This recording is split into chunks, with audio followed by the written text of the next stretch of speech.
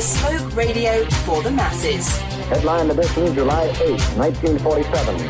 The Army Air Forces has announced that a flying disc has been found and is now in the possession of the Army. If the game is rigged, change the game. Game changer. I occasionally think how quickly our differences worldwide would vanish if we were facing an alien threat from outside this world. This is Fade to Black with your host, Jimmy Church, on the Game Changer Radio Network and KGRA, the Global Radio Alliance. I need your help to get to the year 1985. You are listening to Fade to Black with Jimmy Church on the Game Changer Network.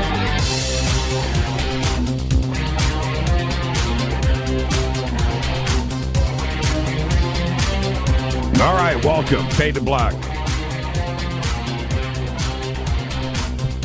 Bespoke radio for the masses. Yeah. How you doing?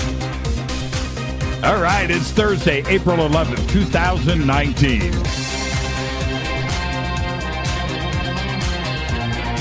101 days into the new year, just 264 days left.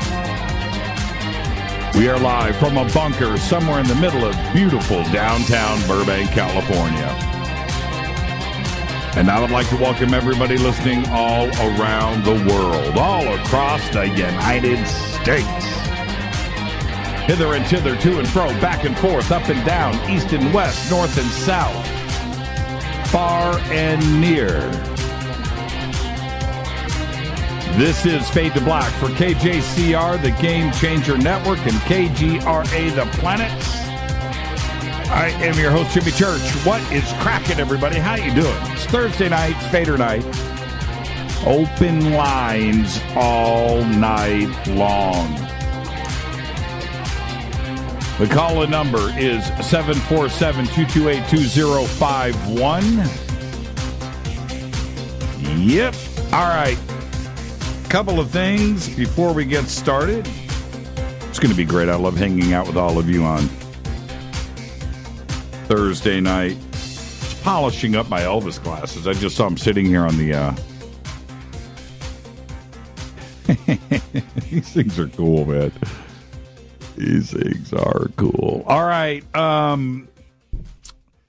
We activated the super chat. And I just happened to just jump over to make sure that it was running. There it is. Okay, so super chat is up. There you go, super chat. Yeah, let's talk Assange. All right. Yeah, looking at you guys here in that super chat's going to be I can tell that's already going to be distracting. Twitter's bad enough, right? Okay, so congratulations. I got enough email about it. I got everybody asking for I was just like, you know what? Okay, have at it. There you go. Okay, so yes, I'm watching all of you guys. You guys dig the shades? Okay, all right. I'm sure Twitter. These I got from a friend of mine, Matt, who went to. I've had him for years, 2 years. He went to Graceland. That's probably 15 years ago, and said, "Hey, man," and I think he sent me an email. But anyway, he said, "What do you want from the gift shop?" I said, "Dude, I want some Elvis glasses," and I've had them ever since. And he ended up sending me 2 pair. I got, or he gave me a second pair when he got here, and so I've got 2 pairs. So that's what those are. Okay, enough of that. Enough. So hello, everybody out there on YouTube and in the super chat. Hello to everybody on Twitter. And we've got 2 chat rooms, of course, one over on Spreaker and one at KGRA, the Planet. And lots to talk about. So follow us on Twitter at JChurchRadio. That's what you want to do. At JChurchRadio, hashtag F2B is the sandbox. And also, how is the audio? Because I redid the studio I retired a console. I've got a brand new Mackie Onyx here, 16 channel, and in my cans, and it's just unbelievable. And I'm looking at all of the balances and the levels all the way around, and the compressors. Everything is correct. Finally, I'm not fighting things and turning. It's perfect. So it sounds perfect to me, and I wanted to hear from you guys. How does the audio sound? Okay, all right, that's it. Just make a comment. It sounds great. That way I know, because you guys are my test, right? In here, it sounds great. I just want to know if everything is balanced and cool out there. But with that, moving on. All right, hashtag F2B is the sandbox. Hashtag F2BQ is Fade to Black questions. Yes, everything is live in front of me. I got a very strange tweet earlier on, and I got the feeling we're going to be talking about the Mandela effect tonight. But I got, this is from Cassandra, and she says here, okay, this Mandela effect stuff is just too weird. I heard a bio on the radio about Smokey Robinson. I remembered hearing that he died a few months back. Jimmy Church even read it as part of his news. I was like, what? He read it as his news of the day, and there were tweets to TMZ articles and such. So and then her second tweet is, I went back and looked up the date, and he's still alive. I know there were tweets about his death. I tweeted one myself back then. I did a Twitter search, nothing. I even searched hashtag F2B for tweets about his birthday, just in case I was misremembering. Again, nothing. My response back was, I don't remember doing that. That's the Mandela effect right there. That's pretty bizarre, Cassandra. And I want to continue with this. And if anybody remembers that episode, or do you remember the episode? Let us know. All right. Nathaniel said, this is what happens when you mess with CERN. All right. You can email throughout the show tonight, Jimmy@jimmychurchradio.com. Okay. Crazy news day today. We're going to be talking about all of this. And I'm going to mention some of this here in just a bit. But, yes, we woke up to the news. WikiLeaks co-founder Julian Assange was arrested at the Ecuadorian embassy in London. Have you seen the video? Getting pulled out of there, kicking and screaming. Yep. That was pretty crazy. He looked a little ragged.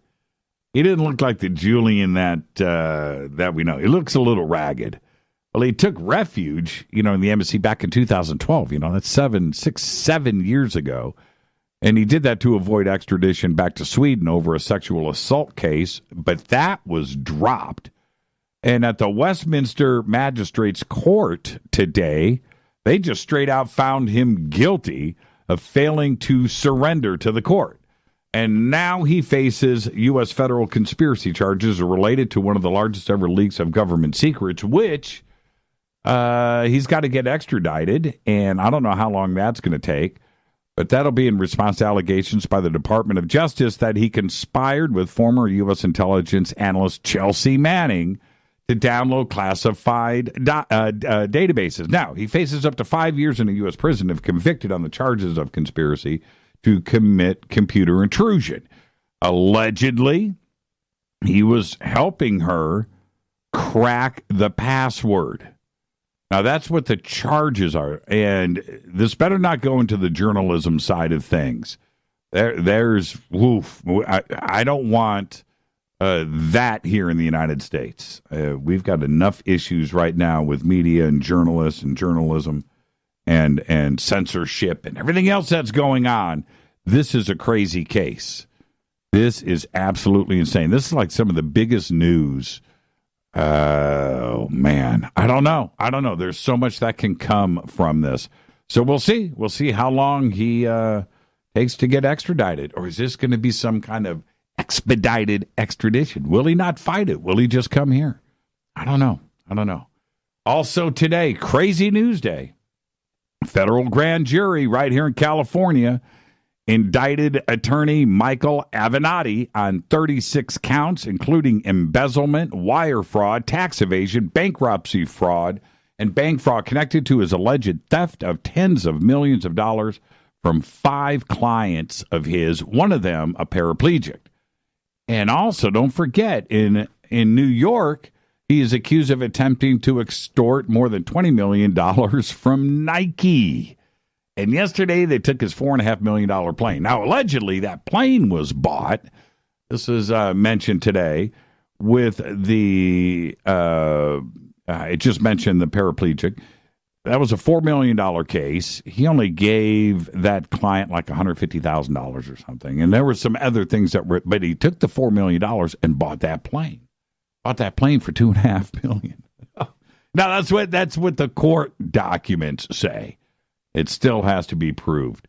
It's pretty amazing, though, when you stop and think about it.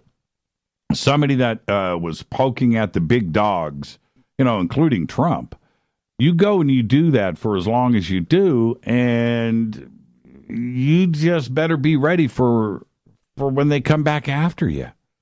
Yeah, it's pretty crazy situation here. Is it is it payback? I don't know.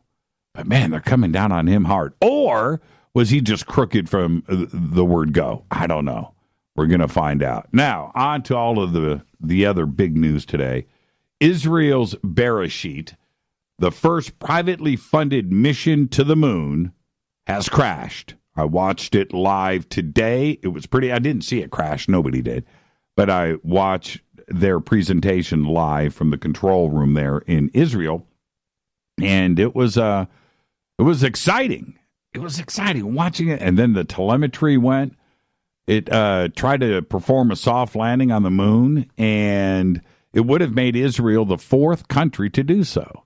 And seriously, by far the smallest, by the way. Only the United States, Soviet Union, and China have done it before. The spacecraft cost about $100 million private, built by Space IL and Israel Aerospace Industries. Lost communications with the control room in Israel during the landing sequence. And watching this play out, watching the telemetry drop, and then it came back, and then they mentioned something about the main engine, and I'm watching the descent, and the telemetry, and the speed, and I was like, wow, that's got a long ways to go without the main engine. And then watching the confusion happen when it got down to, it was just like 100 meters, I think is when the 167 meters or something, everything went dead. And that was it. And they waited and waited and waited for a response. They didn't get it. And then it was just like minutes after that, Netanyahu got up and said, well, let's try to do this again. But they went straight to the crash news nearly immediately. Pretty sad to watch because it was exciting for a minute. And then later today, SpaceX. Wow. SpaceX launched its Falcon Heavy rocket, which we watched live here in the bunker, and the dramatic dual touchdown of the booster rockets. That, I still can't even believe what I watched. And I had it on, I had 3 different live feeds going, right? I had 2 live streams from individuals that were there at the site. And then, of course, I had the SpaceX live feed. And watching those things tumble out of that was crazy. That was nuts. And as promised, I'm going to talk about this more in just a minute, and I do want to talk about this tonight on the show. But that dual touchdown, that was nuts. Also today, Disney launched its Disney Plus streaming service, soon to be fully loaded with Star Wars and Marvel and all of the classic Disney films. They're saying all the classic Disney is going to be there on day one. So is some of the Star Wars stuff. So is Marvel. It has released, Disney, check this out. Disney has released 44 films since 2006. Okay? 13 years. 44 films. And those films have grossed $37 billion. For an average of $850 million per movie. Whew. there you go. Another streaming service. All right. Speaking of streaming, you've got to get, oh man, I don't have my cell phone.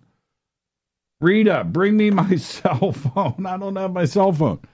Okay. All right. Well, okay. I don't have my cell phone, but if I did, I would show you the Surfer music streaming app, another streaming service for you. But this one you don't even have to pay for. And it's free. All you got to do is download it. It's really that simple. Go to the Surfer music streaming app banners over at jimmychurchradio.com, or just go to surfer.fm. That's surfr.fm.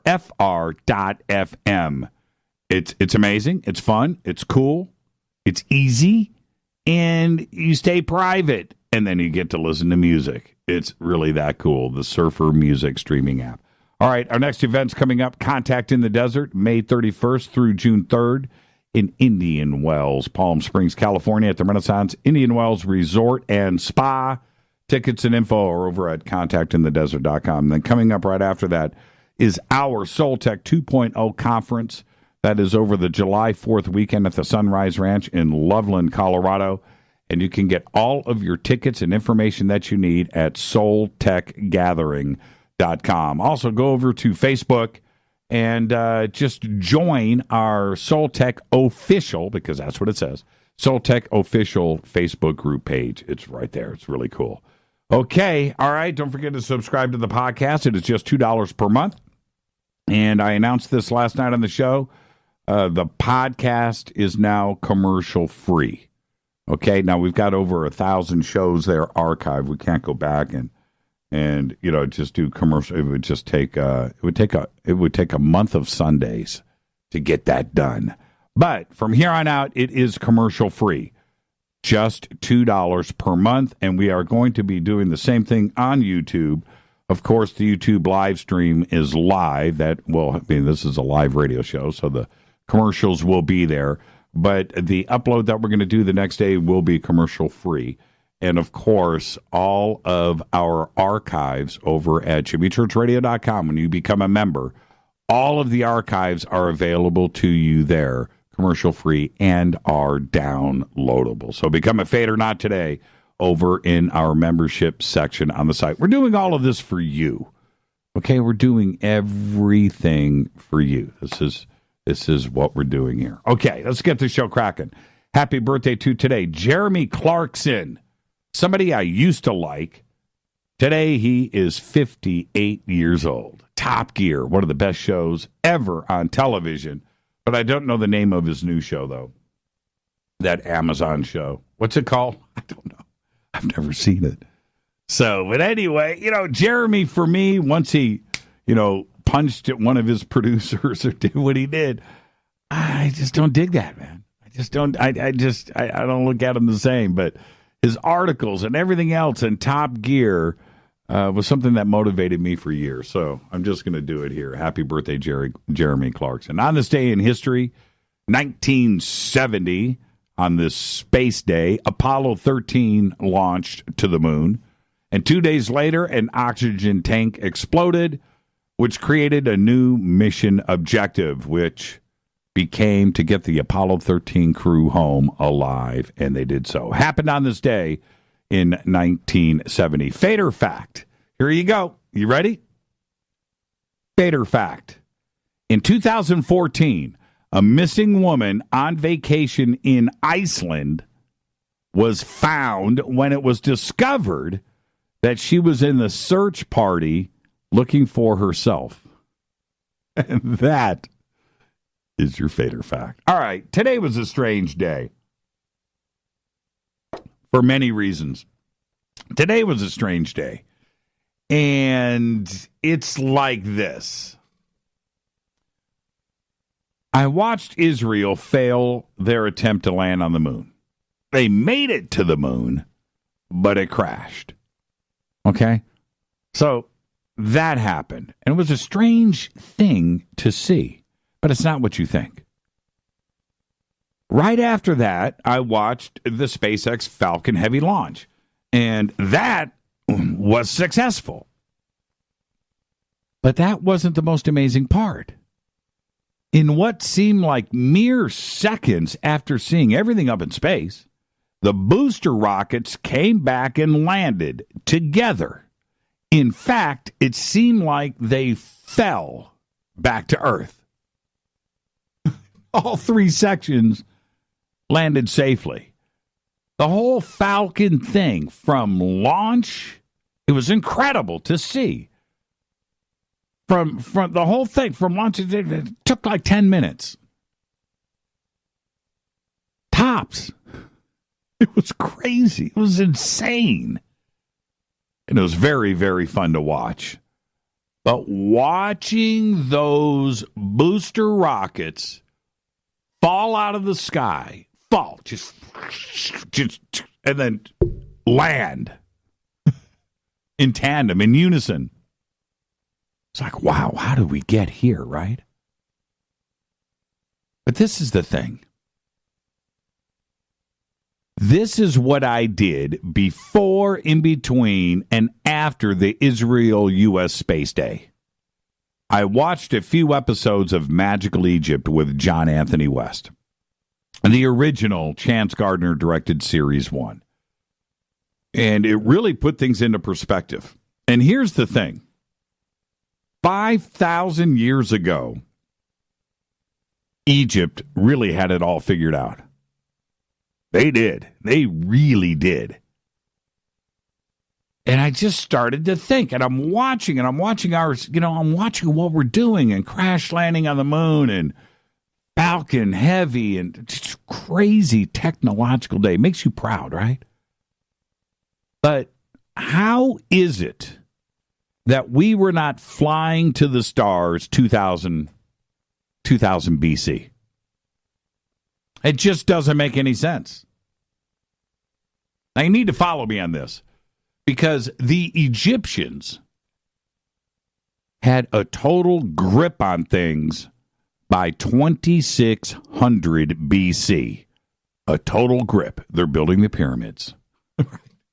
Think about that. They had a grip. They had it all figured out.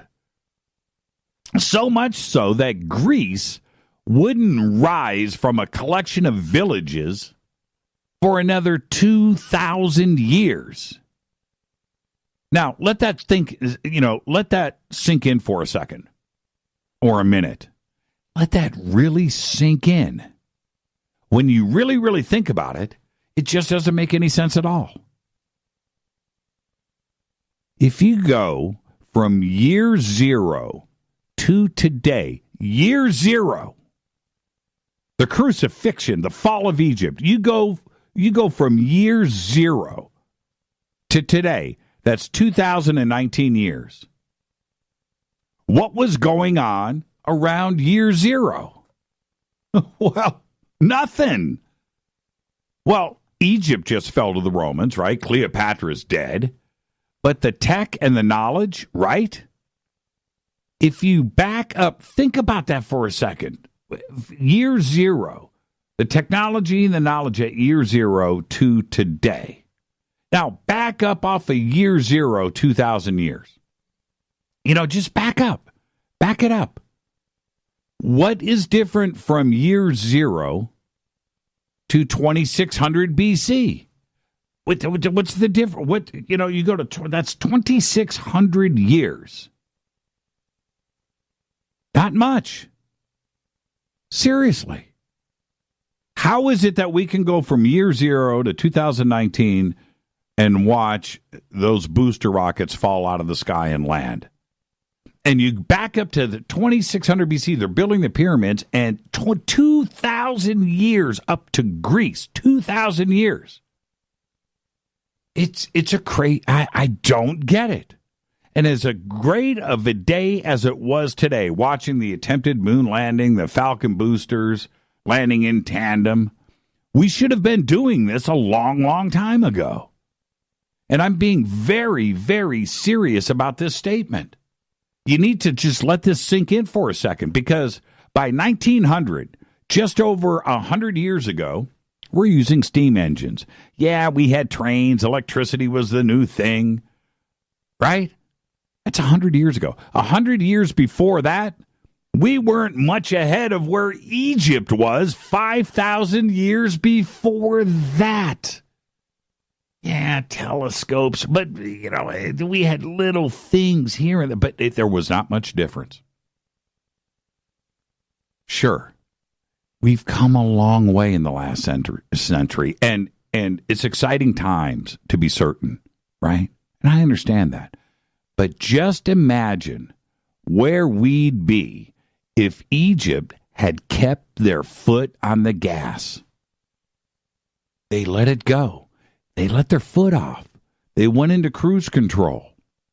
If they would have stayed on course from 2600 BC, 3000 BC, 2600 BC, for those 2,000 years, think about that.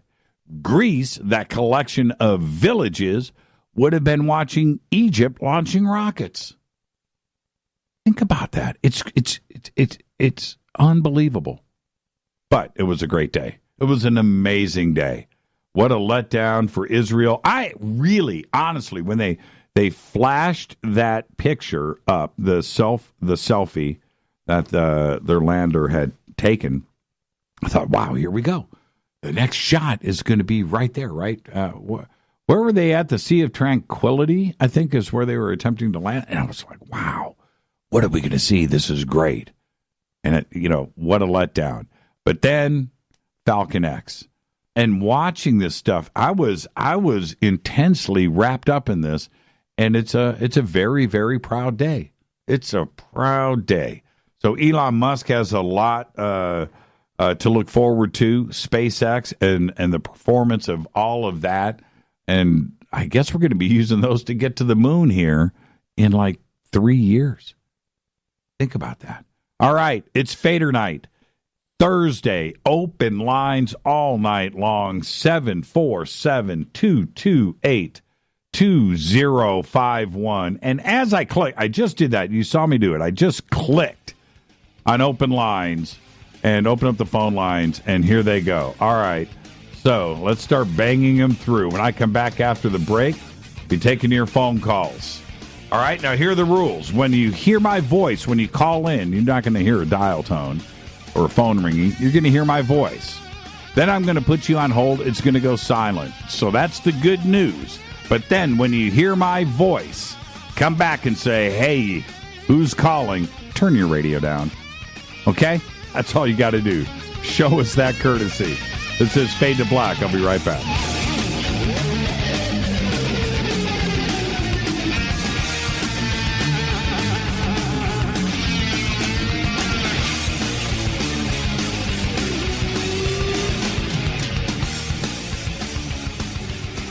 All right, welcome back. Fade to Black. I'm your host, Jimmy Church. What is cracking, everybody? It's Thursday night. It is Fadernight. 747-228-2051. 747-228-2051. It's open lines all night long. Yeah, the new console. I had the talkback mic feeding the network feed. That was funny. You guys got to hear that. I was hearing it in my cans. I was like, wait, whoa, what's going on? But that's what you're going to hear when you get put on hold. All right, let's get this night started. You guys ready? Hi, you're live on Fade to Black. Who's calling? Hey, Jimmy, how you doing? It's Christian from Providence, Rhode Island. Hi, Christian. How are you, man? Good. How about yourself? It's Thursday night, Christian. It's Fader night, and it's all good. I'm talking to you. Sounds great. I'm excited. I am honored to be one of the first callers. I got to say, check out your coffee. Unbelievably delicious. Isn't it, though? Isn't it? Thank you. Crazy good. The chocolate, little tone to it, very nice. So, yeah, I do recommend all the listeners check it out. Thank you for the plug. All right. There you go. All right, Christian, what's on your mind, man? So, listen, I have been wanting to get some info on this for a while.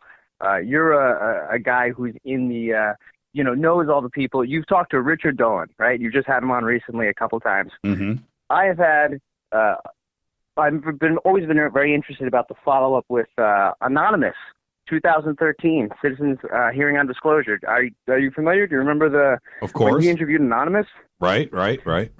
So he mentioned that he was going to kind of keep it under, a lot of his information under wraps until Anonymous died, and then kind of go more with it, kind of come out with it. And I go all over the internet. I haven't heard Rich talk about what happened.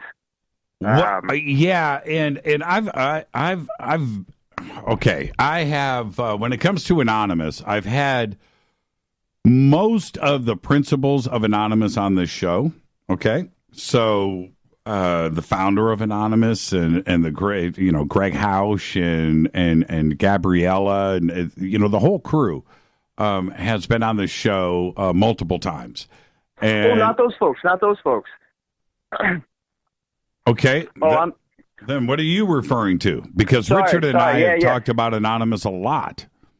Sorry, let me back up. Yeah. So 2013, I think it was a citizens hearing on disclosure.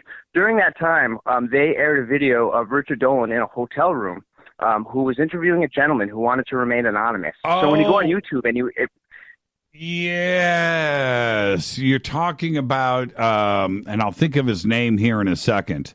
He passed away. You're talking about the whistleblower. Yeah. I couldn't find his name for the life of me on the internet. Oh, no. I went all over YouTube, Richard Dolan's site, and I thought Richard was going to come out with it afterwards. And I love him. I think he's one of the most sincere, prolific people out there who really needs to be put on a pedestal more. But I couldn't find this guy's name for the life of me. Yeah, it's out there. Bounce over to Twitter because Lloyd, what was his name? He ended up producing a couple of videos. All of his background is up there. I believe he worked for Rocketdyne and maybe even Lockheed. Lloyd Bushman. That's his name. That's his name. That's all you got to do. You got to look that up, and everything is there. Okay, so there's tons of information out there, and he produced a couple of videos too as well. And if you go over to Twitter, probably in the next 2 or 3 minutes after this phone call with you, all the videos will be right there, and you can go and check it out. Oh, wow. Yeah, I'm gonna look into that. All right, Christian. Have a great night, man. And you're right about Richard Dolan. He's the man. Oh, he's the best. I appreciate it. Hey, enjoy. Congrats on the 1,000+. Thank you, man. Behave, Christian. Take care. It's a great phone call. I think wasn't it Lloyd Bushman?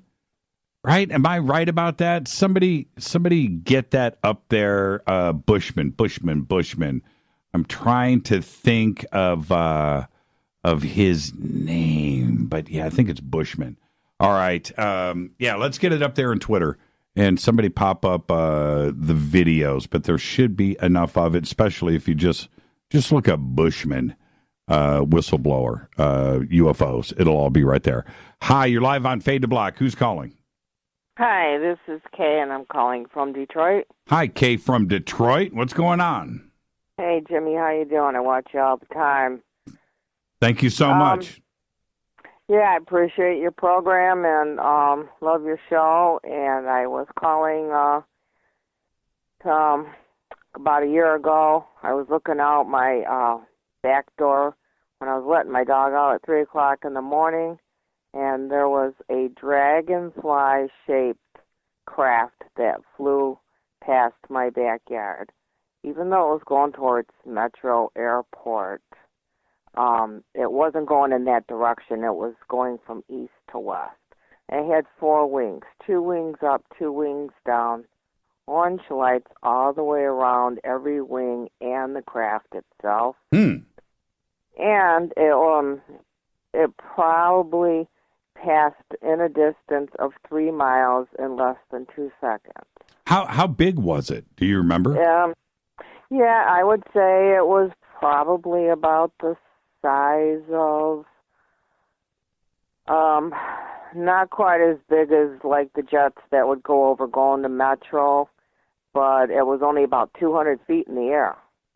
It was barely covering the treetops. Was there any other chat on the Detroit news or anything in the newspapers, or did anybody else see it? I didn't hear anything. I don't really watch a lot of TV or news. I spend most of my time listening to Coast or podcasting you or whatever, and but there was nothing on local news. No. Okay, what month was it? It was a year ago, like a year ago this month? It was a year ago this month. Okay, yeah, so right. April. It was just breaking spring, and it was the strangest thing, but it wasn't the first time. And back in 2000, I saw 2 white saucers that were hovering about a mile away, and they were just there. And I blinked because it was in the middle of the day. Mm-hmm. I thought, oh, it's just a cloud passing by, and it wasn't. It was 2 flying saucers, and they were both side by side. And one went gone, the other one went, and it was gone as well. So, well, these are I've had exciting. a couple of experiences of UFOs that have crossed over my area, and I'm about 15 miles from Metro Airport, but so I'm used to planes going over and, hearing those kind of things. But these were silent. These were absolutely no sound whatsoever. One in the middle of the day and one at 3 o'clock in the morning. Those are 2 great sightings, and I'm really interested in this dragonfly type of craft because this was only a year ago. So let's, right. And I looked up I tried to Google it. I went to several sites to see if I could find anything similar, and I only came across something that was slightly similar. It had 2 wings going up and 2 wings going down, but there were no lights. These were orange lights, kind of like Halloween orange-looking lights, that color orange. And it was all the way around each wing, all 4 of them, all the way around the body of the craft. No sound, and it was going so fast that I didn't have time to even open. I was letting my dog out at 3 in the morning. So anyways, I didn't have time to even open the door and close the door, and that's how fast it was going. So I redid it in my mind. I went 1,001, 1,002, and so that's about 2 seconds. And that's how fast it went across about a 3-mile area. Well, let's see. Well, and keep your eye on Twitter. And I'm just asking everybody in Detroit. A year ago, did you see anything? And and we'll see what happens. But thank you for that, Kay. Great phone call. Great sightings. Yeah, I just have one more quick story. I was watching a full moon, and every time there's a full moon, I see a strange craft or maybe a star, not a star, but a light in the sky that doesn't belong there. Did you see the video one day? And I just said, "Oh, it's a full moon." Right. So I'm just going to put my camera on it, and something's going to pop up. I just know it because every time you want to catch something, you don't have the camera. So I stood there for about 3 minutes and filmed the full moon, and sure enough, there was a blue laser light that came down on my garage from nowhere. Whoa. When I went back over and over and over, I watched it 100 times more, just because I'm looking for something, and there's nothing to show where the light source was coming from. And that whole night, the sky was completely clouded out, except right when the moon was becoming exactly full, and it was in a position where I could get a picture of it. The clouds just dissipated for about maybe a minute, and I was able to film the moon, and then all of a sudden this blue beam came down on my garage, and that was in January of 2017, and things have not been the same in my life since. Well, you need to take some pictures for us, Kay. I did. You did? I have them. Post them up in Twitter. Let me see them, okay? What's your name on Twitter? Yeah, what's your name on Twitter?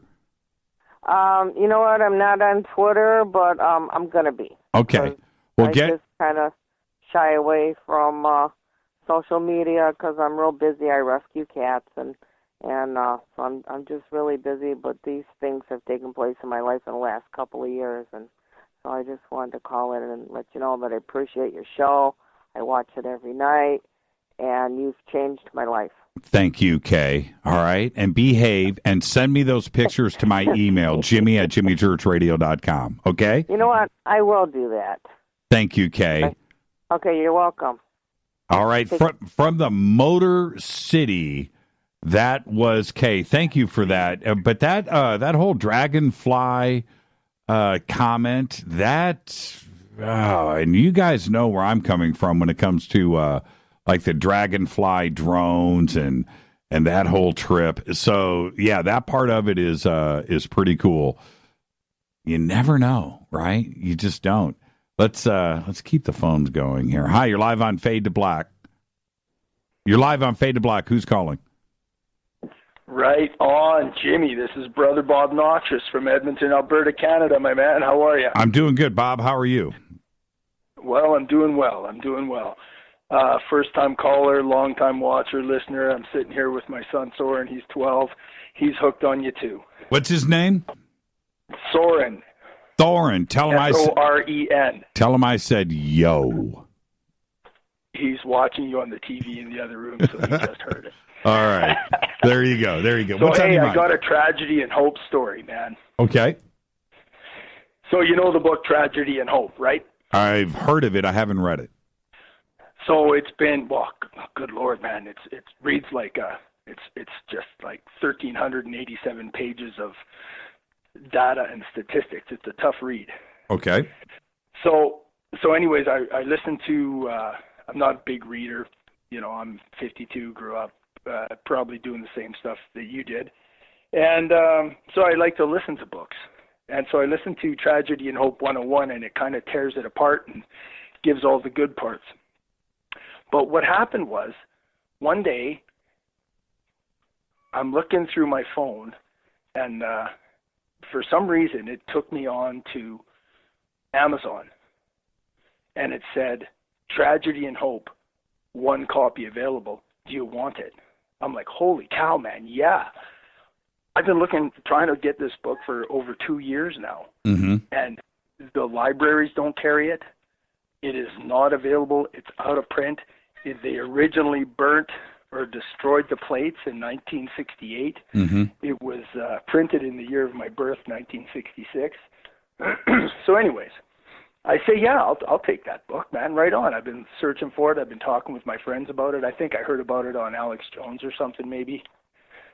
So I go, yeah, I'll take it. So that's about 5:45 on a Saturday night. I go out, have a good time, come home, go to bed, wake up in the morning, I start watching videos on how to grow date palms. Okay. So I ate these dates, and I thought, well, can I sprout these things up here in Canada? So I sprout them. I've got 5 date palms growing in my house right now. Oh, that's cool. So do I. It is. So do I. So it's like right out of the box. Like I ate the date, and now I'm sprouting the plant. So anyways, I'm laying there on the couch, kind of rooted on her the night before, went to the commercial hotel, went to the Strathcona Hotel, saw some blues, had some beers, had some fun. About 10:30, I go, I gotta go to the can. I go to the bathroom, the doorbell rings. I come out, look out the front door, there's nobody there. I look down, there's the box. It was less than 17 hours. Wow. That book was on my doorstep. How long did it take you to read it? How long did it take you to read it? I am still reading it. I'm on page 117. Yeah, you know what I did? This was a couple of years ago. I got the audio book, right? And I started. It took me. I can't even tell you how many hours it is.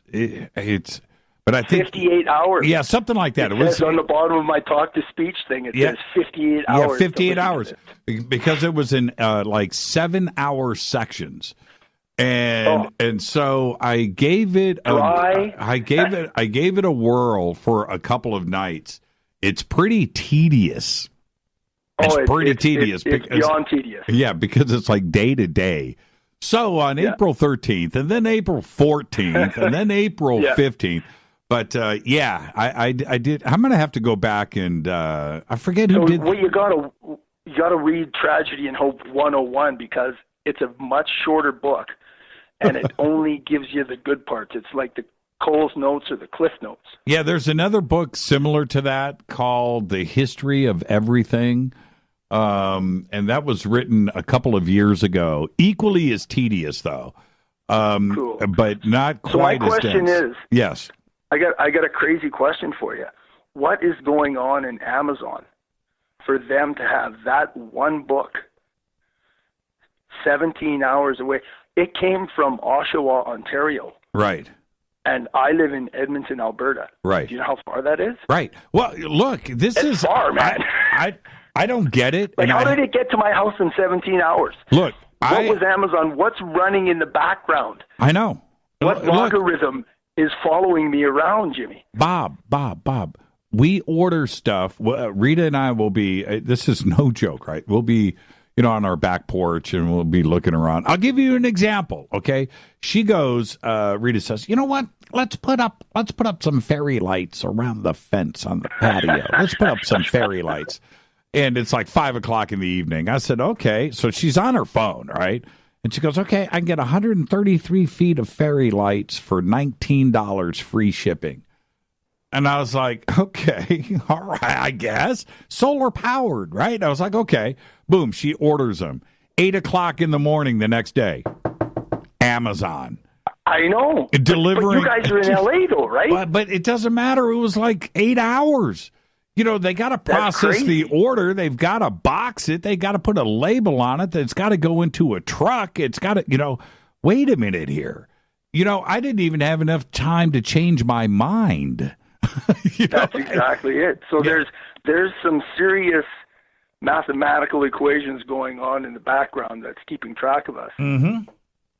There's no question about it, Bob. The real freaky thing is, though, like, there was only one book, Jimmy. Said there's only one book available. Yeah. And you got it. How did they, I can't be the only guy in North America, in Canada, looking for that book. How did they get it to me so fast? Now, was it new or used? Brand new, man. I didn't even open it for 3 days. Okay, so this I was scared. I thought it was going to say, "Here you go, Bob." Bob, this is the thing. They print those. Okay, so you order it, and they make the book in seconds and ship it to you. They don't keep it. Not 1384. It's a 1994 pressing of it. Oh, you're not hearing me. Okay, Amazon has warehouses of books, most of them used. Okay, but when it comes to a new book, right? They print them. No. They print them. Go. No way. There's your rabbit hole for the night. They print them. All these self-published books, all these publishers, all this stuff, man. You send your book to Amazon, you send them the file. They're not printing 1,000 books and putting them in a warehouse. The order comes in, they print the book, slap the cover on it, trim it, put it in an envelope. In a few minutes, it's on its way to you. I think my heart just stopped, Jimmy. You got to be kidding me. No, I'm not. There's your rabbit hole for the night, Bob. Enjoy yourself. Thank you so much. Great phone call, though. Later. Tell your son I said, yo, thank you. Yo.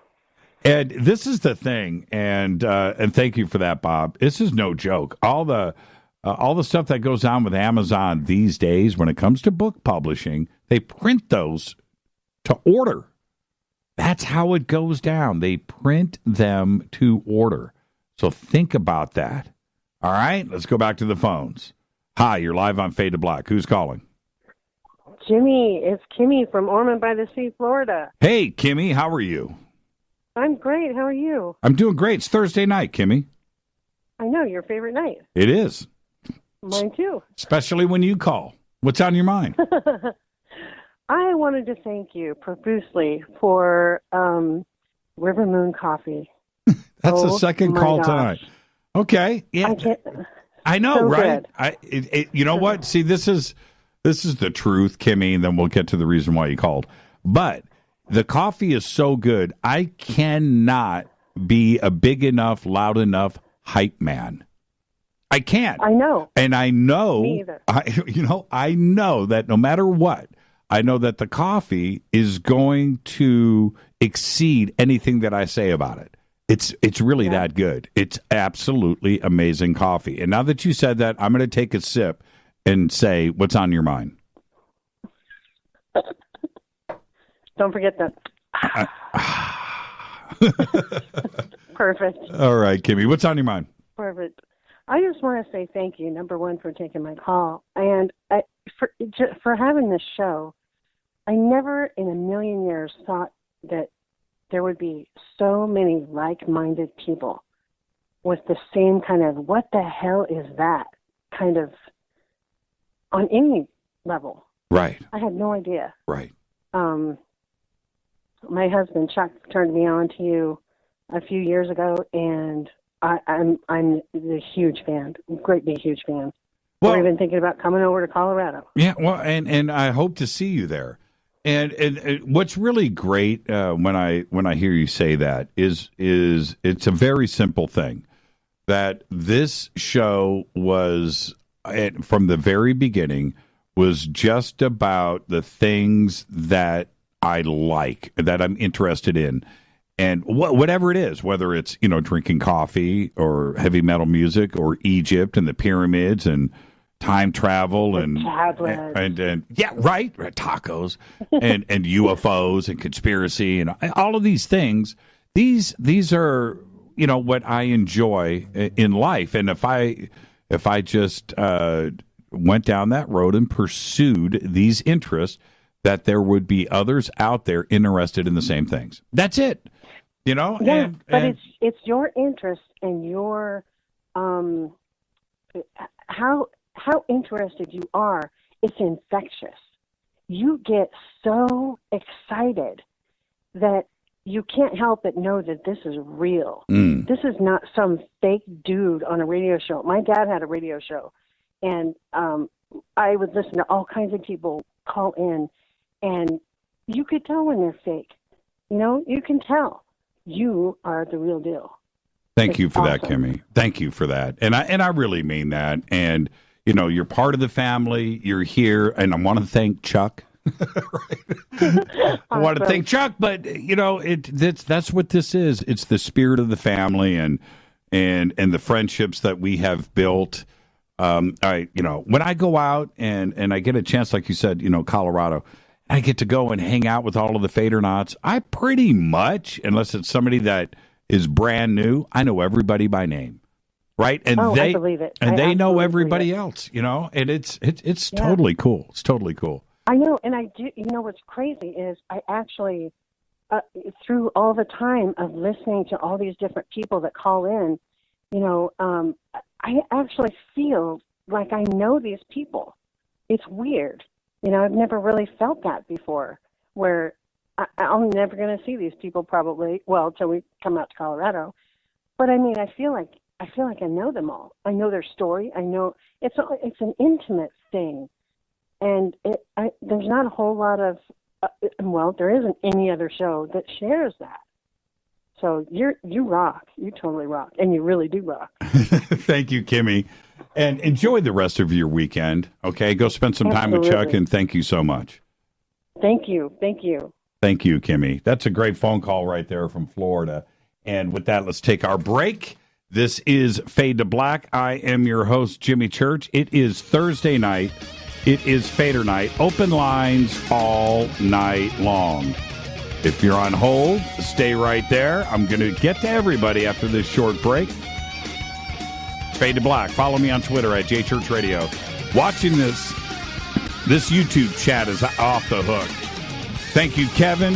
Thank you, 3V. Thank you, Leanna. That's really cool. I didn't expect any of that. Very cool. You guys are the best. I'll be right back. Stay with us.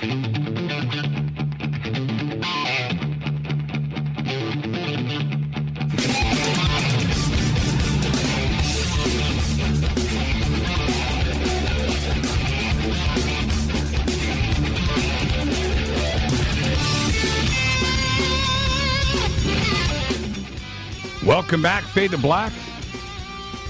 Armio's Jimmy Church. It is Thursday night. It is Fadernight. This is truly my favorite night of the week where I just get a chance to kick back and hang out with all of you. UFOs, paranormal, supernatural, time travel, conspiracies, experiences, contact, whatever. All right, that's what we do on Thursday nights. And I'm looking at these phones. I'm going to get to everybody in this break, okay? Watch this. Hi, you're live on Fade to Black. Who's calling? Hello. Yes.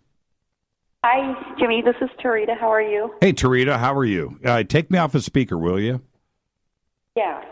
Okay. Better? Nope. Okay.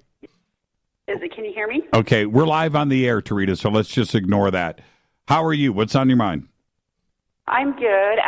Jimmy, it's taken me a little while to kind of bounce back and be able to digest a little bit about some things that I had passed through and what was going on. I didn't know if it was actually happening or if I was being put in a situation where I was supposed to go fix something. So I just, instead of panicking, I just started praying and started recognizing what was going on.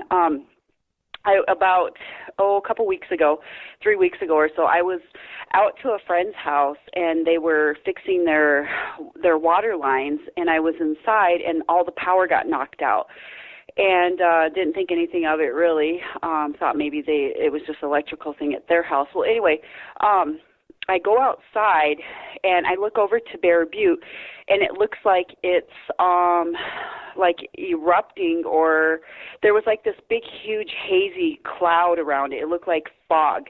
And I'm like, what is going on? I'm like, what? It looks like Bear Butte's on fire. And so I jump in my car and I take off, and my friends are like, oh, it's just rain, it's going to rain, it's just snow. And I'm like, no, something else is going on.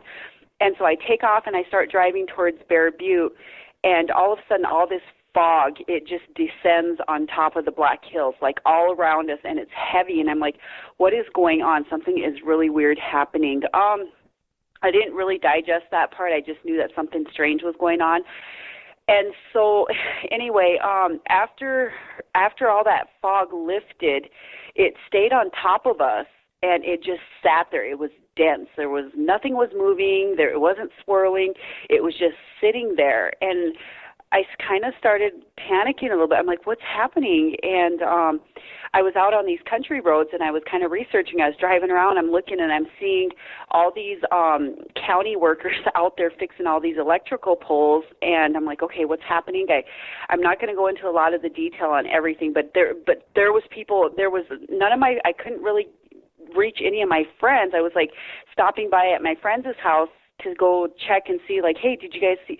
But nobody was home, and I'm like, this is so weird. Like, and I'm like, oh, okay. So after a while, Terita, let me jump in. What happened? Well, the bottom line, what had happened was some kind of an electrical force. I don't know. I think I was in another different timeline again, just like when I went back to the reservation that time. I think I was like in this timeline where I was noticing that there was like an electrical force had hit the earth or something in there, because I took lots of pictures. I was out taking pictures. I was out taking videos. All the birds were flying underneath this great big huge blanket of fog that was at once here, but now it's above us. And there was all these airplanes, private planes and jets. They were flying all over, and I was like, what the hell is going on? And so I'm trying to find some local friends, like, hey, do you guys see what's going on? And anyway, so what had happened was there was some kind of an electrical force that had hit, and it kind of like scorched the earth a little bit. And I was I was traumatized over it. I was like, this is so weird. What's happening to me? Why am I getting put through this again? I start to get scared. I start panicking. And anyway, so I just started praying, and I ended up staying out that whole day, and I'm tired. And so I go out at nighttime. I went out and I sat in my car, and I was so tired, it's like ready to fall asleep. But I stayed awake, and about midnight, 1 o'clock in the morning, these lights came down on top of Sturgis and on top of Spearfish Jimmy, and they were bright. I mean, just bright. They were just sitting there. And I was like, wow. I was like, is that Star Nation? And so I started praying. I'm like, okay, whatever's happening here, help us. Like, you know, heal the planet, whatever's going on, whatever this electrical force is, whatever it is, help us. I'm just meditating and I'm praying, and then I take off because I kind of got scared a little. I mean, when I experience this stuff, I mean, my human body gets scared of what's happening. So I take off and I go back into town.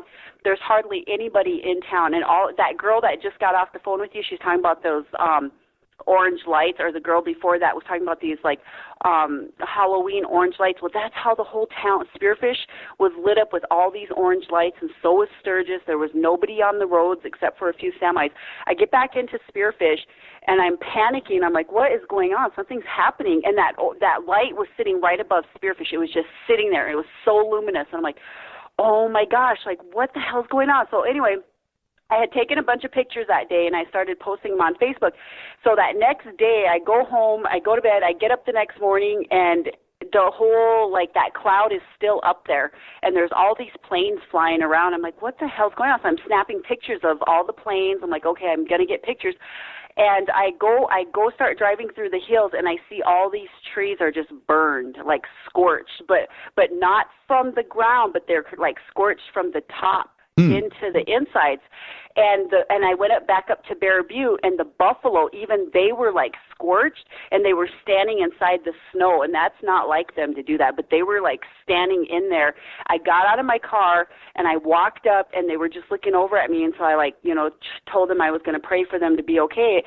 And anyway, long story short, something in that timeline had happened where there was something went off electricity-wise. It was an electrical, some kind of shock on the planet. So anyway, it took me about a week I was traumatized for about a week over it. I was like, what's going on? Like, I can't handle when I go through this stuff. I don't know who to talk to. I mean, I can't just go to the police station and be like, hey, will you help me? Or, God, put me in a psych ward and somebody please, a doctor, talk to me and tell me what's going on. I can't do that kind of stuff because I know better. I know that people are going to think like, okay, she's on drugs, or she's crazy, or she's hallucinating. And so I just keep it to myself, and I pray about it, and I went out and smudged and gave sage and put prayers out. And so finally, last Sunday, I walked like 7 miles in prayer from Spearfish to Whitewood. I prayed, and I was like, whatever's going on, just make sure that our planet is taken care of, and we'll make awareness, and we'll start being more about humanity. And so I just kind of left it like that. But, you know, I was listening to your guest, not last night, but the night before, and he was talking about the Mandela effect and the timelines and stuff. And I was like, oh, thank you, Star Nation. You put somebody on his show that could comfort me, that could explain all that to me, and I don't have to feel like I'm losing my mind or going crazy and I don't know who to talk to. So, I mean, I'm just so grateful, Jimmy, that I'm telling you that Star Nation uses you. I call them, Star Nation, they're the extraterrestrials, artificial intelligence. They use your radio show to put people on so that I can get educated. I mean, I educate myself too, but just to hear somebody talk about it, I went to sleep listening to it. I was like, thank you, Jimmy, thank you. I was like, I'm going to call Thursday night. I'm going to stay up, and I will call and tell him that what had happened, and I will thank you, and I appreciate, that they do that they use your radio station to educate me. And I'm like, gosh, I just have this unbelievable communication contact with them that they put me through these timelines, and then I'm scared, of course. I just told you I was panicking through it, but I prayed, I stayed calm through it. I recognized what was happening. I addressed it, I prayed for it, and then I just regrouped for a while trying to just digest the whole process. But I am going to do a walk from Spearfish to Rapid City. That's like 47 miles. But each week I'm going to walk. And I'm going to wear your Fade to Black hat. That's going to be what's up. I'm going to advertise you out there and go ahead and let the people, the police stations and the highway patrols, because they always see me out there walking. I'm going to let them know that I'm walking in prayer for humanity and that we bring good, that the planet heals, so that we're all on a good positive frequency, and I'm going to go from Whitewood to Sturgis, and then the next day I'll go from Sturgis to Piedmont, the next week, and then from Piedmont into Rapid, and I'll do my whole 47 miles. But that's just for all to make awareness for the disclosure of the ETs and that they're here, they're helping us, and just to make awareness on human trafficking. And when I was in that timeline, they were showing me all this human trafficking that was going on, and I was like, what is happening? Like, why are you showing me that it's my daughter that's being trafficked? And I was trying to get a hold of my daughter. I couldn't call her. During that whole timeline, that whole 24 hours, it was just weird. The whole thing was just goofy. I don't even know how to explain it. I can't explain it. But anyway, so I feel like once I came back out of there and got back into this, after I prayed for it and came home and just kind of regrouped a little bit, I realized that when they put me through this, it's so mind-blowing. Some of the times I just wish that I could just go drink some beer and just numb up and forget everything that's happening, but I have to stay grounded. I have to stay focused. And even if it feels like I'm going crazy, I have to stay grounded because they bring people like that guy. I think his name was Adam. Was that his name? Could have been. Oh, I got a word that in. Was on your... Oh, whoa. I got a word in. Hey, Terita. So everything is better up there. That's the good news, and yeah. Thank you for that update. And I want to see some pictures, so send them and post them on Twitter. I want to see pictures of the clouds around the mountain with the airplanes. Will you do that for me? I sent them to you. I put them on my Facebook, Jimmy, and I hashtagged them over to you. Okay. I'd have to. Email's always best, Terita. Email. Okay. All right. I will do that. I will do that. I just want you to know that I'm thanking you for and I'm thanking Star Nation for putting guests on your show to educate me, to calm me down, because it's been almost 3 weeks now, and I was paralyzed. I was so mentally, I digested it and just kept it to myself like I always do. I always keep it to myself until I know. Once you put that guy on, he was your guest, that's when I was like, okay, boom, thank you, there's my evidence. I got it. There you go. Terita, thank you so much. Behave up there, okay? I will. Thank you so much for having me on, Jimmy, and I want you to know that I love you and Rita. You guys are just my people, and I will be wearing your hat while I'm walking for humanity. It's going to be like when Forrest Gump ran across the United States. Maybe I'm just going to walk it. Run, Terita, run. I'll talk to you. No, I can't. I'll walk. But thank you, Jimmy. I will keep you posted, and I will put some pictures up of my walk and just let you know that this is our year, and we're going to be out there, and we're going to do good, and we'll plan on putting some time away so that I can come down to Soltech and come see y'all. Thank you so much, Terita. Have a great night. Thanks for taking my call tonight. Thanks, Jimmy. Bye. All right, bye-bye. Whoa. Terita's got a lot of information, but if you stop and you think about what you just said, and a couple of notes there. One was the buffalo, that they were burnt. That's pretty interesting. And the other part was that the trees were burnt from the top, not from the ground up, but from the top down. That was pretty interesting. Let's and anybody else up there that saw that, went through that through the last couple of weeks, let me know. Hi, you're live on Fade to Black. Who's calling? Hey, Mr. Church, it's Jason Preston. How you doing? Hey, Jason, how are you? I'm doing well. How's that Happy video? Fadernight. How's that video?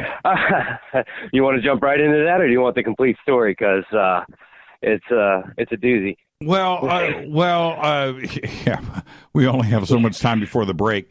But, I'll let everybody know. Jason was the one that posted up the pictures of Shazam and his catalog of Shazam and the videotape. And he found the videotape, but then the videotape disappeared for 3 weeks, right? Correct. Mm-hmm. And then... Yeah, actually... I'm sorry, go ahead. And then it reappeared, and you watched it. Everybody in Twitter was asking you the other night with Adam Curry when he was on the phone to shoot it, watch it, and shoot it with your cell phone and show us what was on the videotape. And apparently you couldn't do that because the movie is no longer there. In its place is a Christmas movie that I've never seen before in my life. And the odd thing is, a little bit of the backstory is the neighbor tape initially belonged to my neighbor. She was the one that did all the cataloging. Mm-hmm. And we reviewed this with her a couple years ago. She had never heard of the Mandela effect. And she swore up and down that Shazam was on there, and she knew where it was in the listing, and she pulled it up.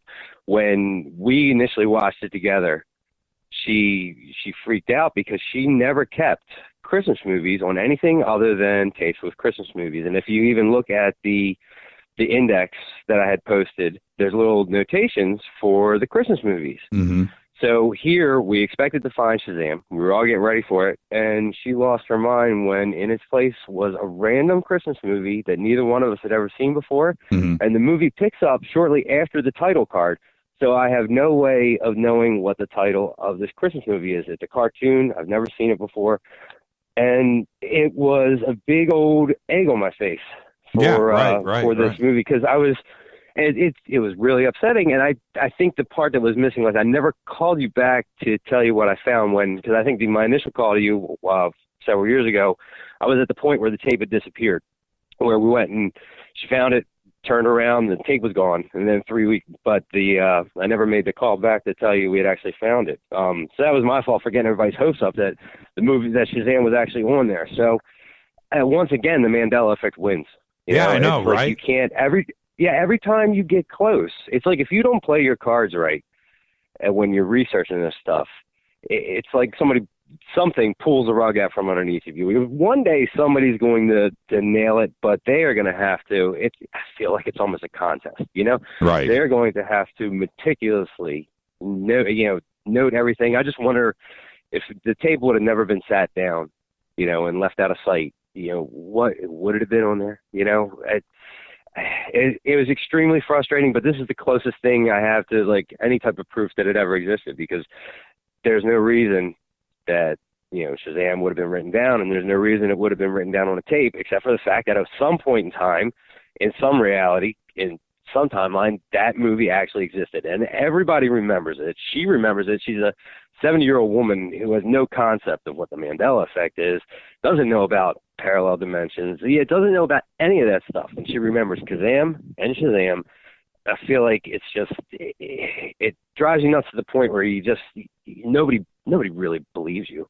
That's the problem. Unless somebody's experienced it, they just think you have false memories. But to the people who've experienced this stuff, man, it's a mind fudge, But it really exists, and I wish I could bring something else to the table as far as actual physical proof, but this is the best I can do is the pictures. Yeah, it which is fine. Could you imagine? Let's say you played it back and the movie's there. You shoot the cell phone video. We post it up on Twitter. The video is there. Do you understand how the world would have changed? Maybe it's best that it wasn't there. Right? Maybe it's just best that we don't. God, man, I just can't imagine what that would have been like, Jason. And that was the moment I was hoping for, and I thought we were going to get it. And then shortly before we played it, my heart sank, and I had to tell her, I was like, "Don't be surprised if this isn't on here anymore." And she said, "What do you mean? I recorded it. Why wouldn't it be on here?" She's a very religious woman, and her mind was absolutely blown. And in some ways, I almost think that is, for me personally, is like confirmation enough, is to see somebody who isn't into this stuff have that type of visceral reaction. Right. It's not the world, it's not the internet breaking event that I was hoping it was going to be, but it's a little bit of something. It was so cool, man. I can't even tell you. Yeah. And for me to bring it up, because you had sent it to me like 2 years before, 3 years before, I forgot that it was you. Right. And I remember you telling me about her. Anyway, the point is you were listening, you picked up on it, you were able to send in the pictures again, and we were able to see it. That's what, to me, that's what's most important. So thank you so much. 2 nights in a row, because you had mentioned it with Billy Carson, too. That's right. That's right. So, that's right. Yep. Enjoy the rest of your night, my man. Thank you, Jason. You too, Mr. Church. You have a good evening. Keep too. Keep rock uphill. Thank you, Jason. Bye. Yeah, that we were close.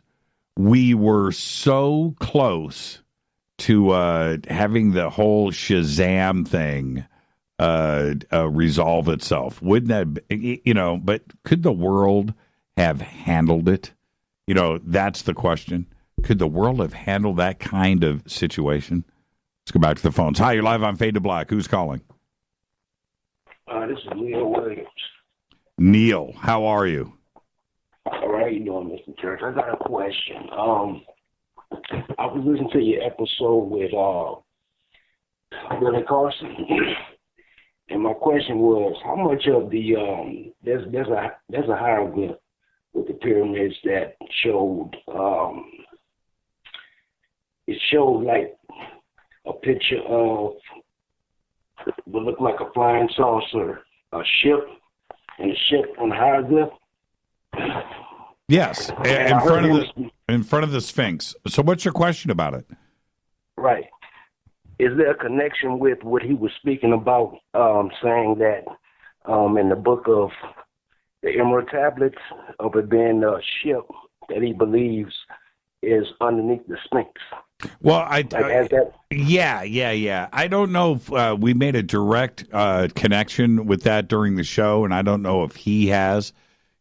What he was talking about was that he had a reproduction of the papyrus scroll with that image on it. He was describing it to us, but yeah, wouldn't that be interesting? I don't think that he did.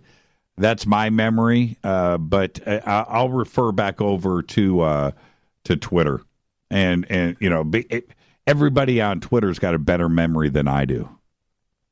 Okay, because I was just curious, because when he was speaking about it, it brought me back to watching the documentary that showed that, and I was like, well, did they ever decipher that portion of the hieroglyphs? I mean, do you have an idea of a percentage rate of how much has been deciphered throughout the entire hieroglyphs that they found so far? Well, that's a great question. That is an amazing question, Neil.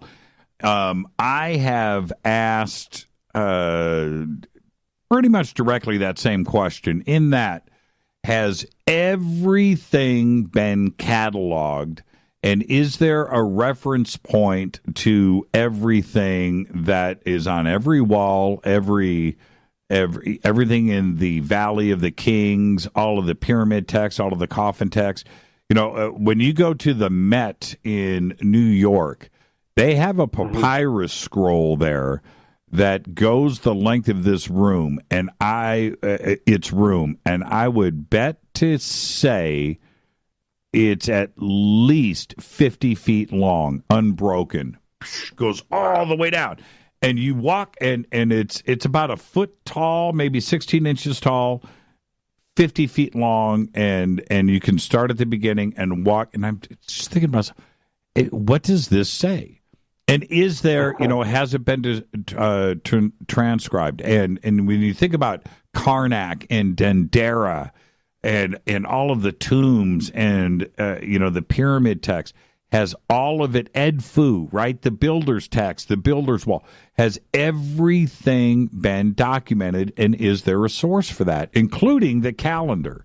Where they talk about these specific dates in Egypt, and when they can go back to whatever, 2000 BC, and specifically talk about these dynasties and dates and stuff.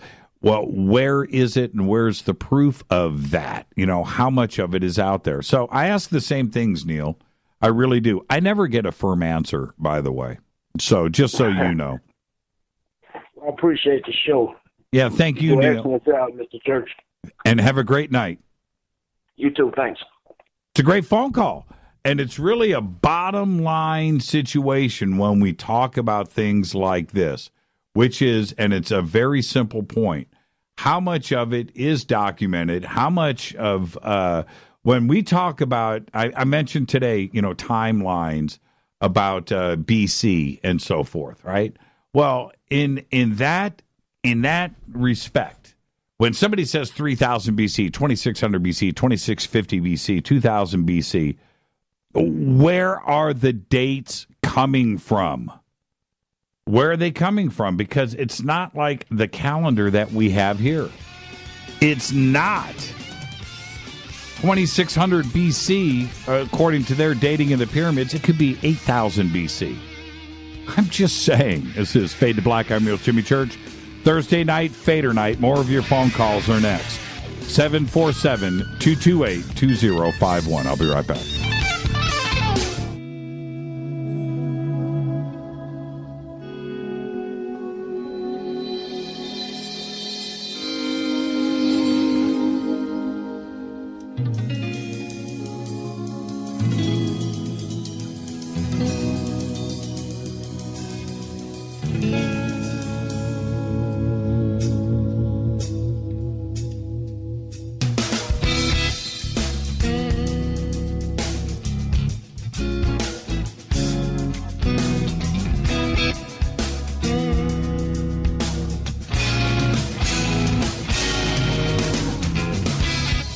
Welcome back, Fade to Black. I'm your host, Jimmy Church. Wow.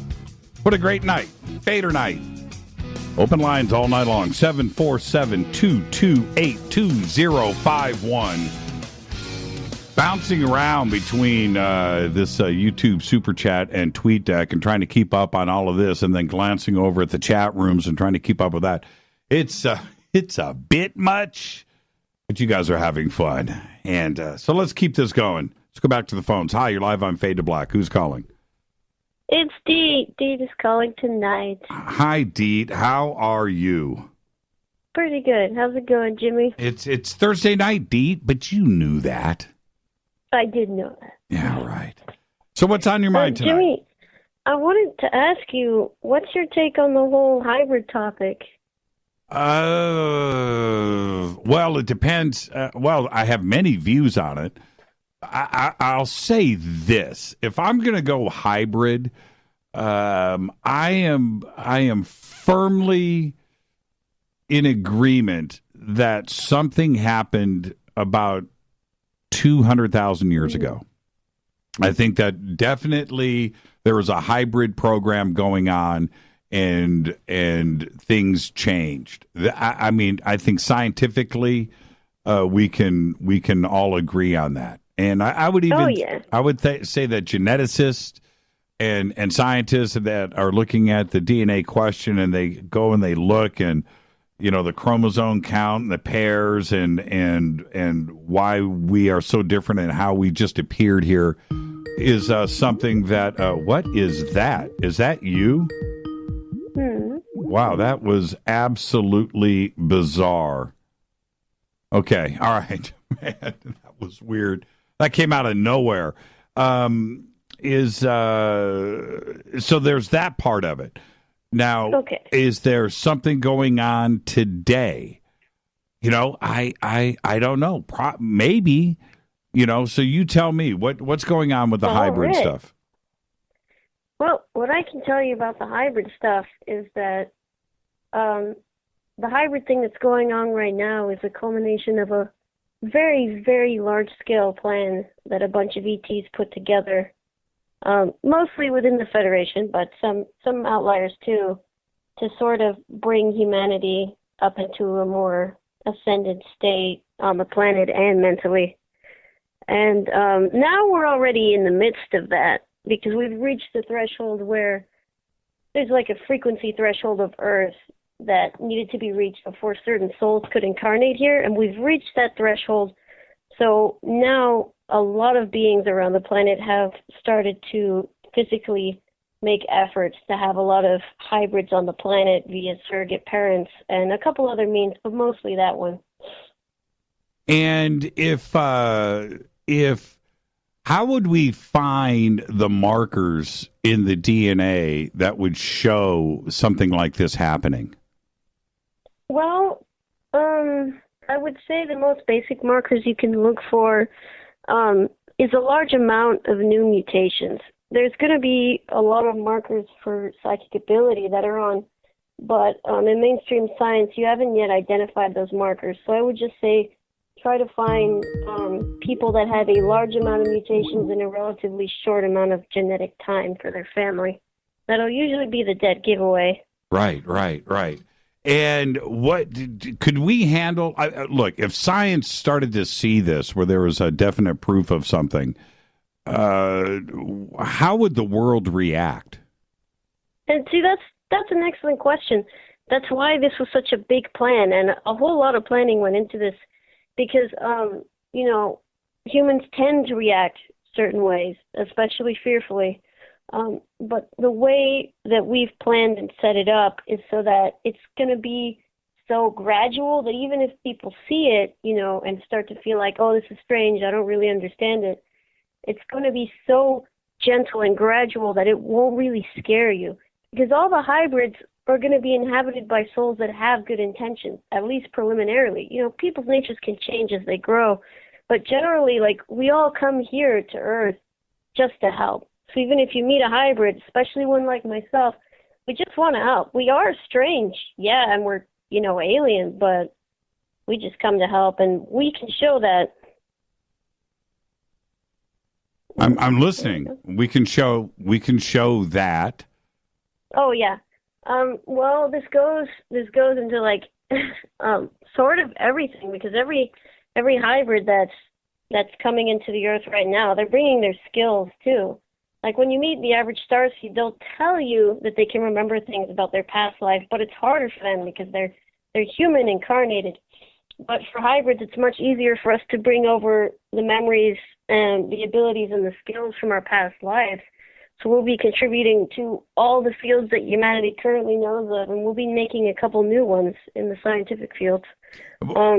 Does the hybrid program, does the hybrid program occur here, though? Are the changes, the interactions, is that happening on Earth? But you're saying that when hybrids arrive here. So yeah, I'm trying to understand what you're suggesting. We have some now, and we have more coming. We're sort of in part 1 of 4, I guess. Right, but what I'm wondering is the hybrids are leaving Earth and going somewhere else and then returning? Is that what you're saying? Oh, no. Most of the hybrids come directly from their planets spiritually. And where so the hybrid part, though, my thought, when I hear hybrid, I'm thinking humans and ETs have crossbred. Is that a hybrid? That's true, but that's the more rare kind. Okay. Most of the hybrids that exist right now and will exist into the near future will just be more like genetically created, not necessarily from relationships. Oh, I got you. So when you say hybrid, arriving here, it is a genetically modified, mutated species that's off planet that is arriving here. It not necessarily with humans. Yes and no, actually. There's both cases. There's hybrids that are created and then given to human beings, and then there are hybrids in space right now that are waiting to come to the surface. What do they look like? I mean, that's what everybody wants to know, right? Would we recognize a hybrid as being a hybrid? Oh, you totally would. That's why they're in space waiting, because a lot of hybrids have been created, and the ones that very, very easily do not look human, they're waiting in space right now.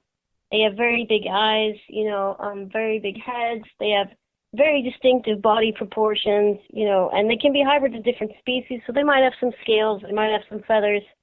There's a lot of different hybrids right now. And would the sight of a hybrid, would that be traumatizing? Well, there's definitely some hybrids that look alien enough to scare humans. But I'm just going to let you know, somebody has broken through a Skype line that is not open. So whoever is doing it, stop. I have no idea. I've closed everything out, and I don't know what it is. So please do not do it again. And I'm going to tell you right now, it's area code 270. Stop. Okay? Use 747-228-2051 and quit calling on that line. I can't shut it down. I've got everything shut off, and I'm not going to take the time during this show to go and do that. Okay? So whoever it is, please stop. Okay, sorry about that, Deet, but that's what's coming in, and I have no idea what it is. It's just like... Maybe it's a fan. I don't know. Could be. Okay, this is all very interesting, and the part about it that is, and we talked about this last time, is how the transportation occurs. Because we're talking about vast distances of space. And you're saying they're ready to go, but these vast distances are there. And if there are hybrids out there, they're not coming from one specific star system. They're not coming from a solar system. They're chilling around the Earth. Yeah. Their parents came, but they're here. And what parts of, are they coming from outside of the Milky Way? Or is this all inside of the Milky Way? Some are from outside of the Milky Way, but most are from within. Most are from within. And, and when you, I would say that most of us, including myself, up until maybe 10 years ago, we thought that the Milky Way was pretty small. It is huge. It is absolutely huge. Where it's in some instances we're talking about 50, 100,000, a million light years away. That is when we're looking at different stars around the Milky Way, about the distances that are involved there. It is tremendously huge. Before we start talking about another galaxy. Seeing this stuff from a remote view really puts everything in perspective. It's hard to describe, but it's a pretty life-changing experience. Now, before I let you go, I'm going to ask you a couple of questions really quick. I don't know much about you. I've been told a couple of things, and I've talked to you a couple of times in the past. Mm-hmm. But your name is Down to Earth E.T., Deet, right? D-E-E-T. Yeah. So what that suggests is that you are an extraterrestrial, that you are a hybrid. Explain that to the audience. Well, when I decided that I was going to come out and start telling people who I was and what was going on, I was like, I really want to summarize it well, but I didn't really know how to do that, because it's part that I have these memories as a starseed, and it's part that I'm this hybrid now. So I decided upon the name Down to Earth ET, because that sort of put it into a neat little package, because I want to be this person that, helps narrow the divide and bridge that gap, because there's so many people who want contact, who want to understand, and they don't have anyone to answer those questions. So I want to be there to answer those questions and be the difference, I guess, that brings that disclosure out for what it is. But you yourself, are you human? Are you from off planet? Are you reincarnated? Oh. Are you interdimensional? You specifically, who is Deet?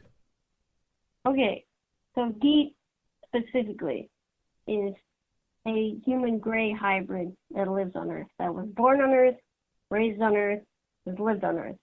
Has left the solar system a few times, but hasn't lived anywhere else but Earth. And, that's my story. So your parents, you just said that you were a gray human hybrid. Yep. Do you look like a gray? What do you look like? I posted a video on my Twitter where I was talking about it. I made a little YouTube channel. But I pretty much look human. That's what everyone is telling me. I think I have big eyes for a human, but that's what people are saying. And have you had your DNA checked and tested? I haven't personally. I've had blood tests several times, but no one has come to me and said, your blood is completely strange and we don't think you're human. Would you be open to doing some DNA testing? I would. Yeah, I totally would. I think we should do that and find out. I mean, certainly you must be curious. Your parents, if you are a gray human hybrid, if you don't mind me asking you direct questions, if you're a gray human hybrid, how far back does that go? I mean, your parents, your mom and dad, were they both human? Is this part of your bloodline, or are you suggesting that your mom was a gray and your dad was a human, or vice versa? In my particular case,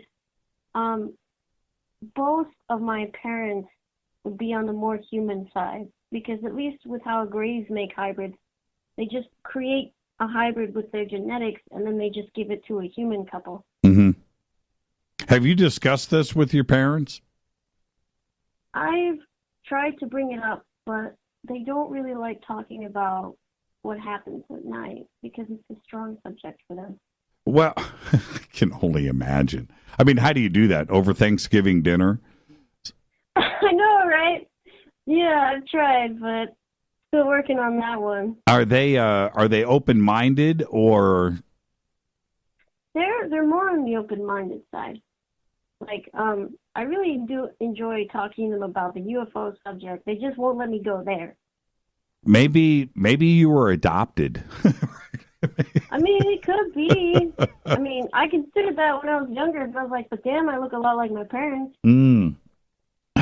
Dee, before I let you go, thank you for the phone call. You're going to be doing a show with Eric the Awakening Man this Saturday, right? It's called Altered. Make sure you call in. Make sure that I call in. I think Saturday we have a bunch of a dinner guest over at the house, but maybe next Saturday then. Maybe we can arrange something. What time is it?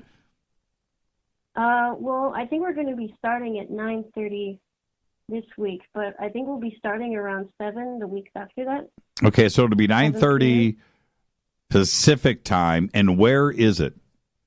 It's here on Spreaker. It's here on Spreaker. What's it called? Altered.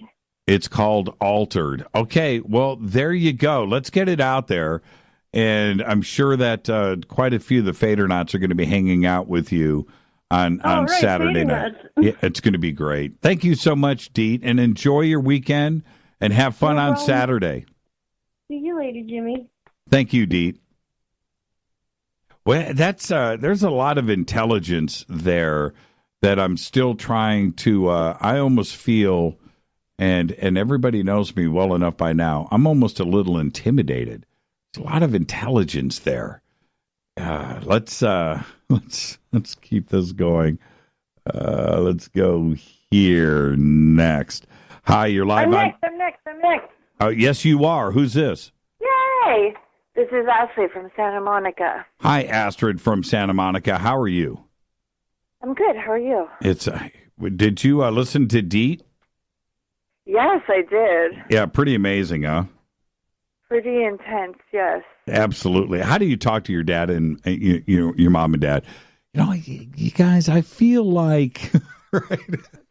There's absolutely no way to do that. No, there's not. And, I feel like we need to sit down and have a talk.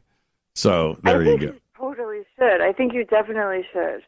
I mean... And the way you were talking about, like, getting together this weekend for whatever she's doing, it seems like only fitting, since you can't make it then, that you organize something else. I think that's totally essential. Well, we could probably, set up a speaker. That'll be all easy, and we could set it up at the dinner table. We're going to do this on our patio, and and then maybe at some point,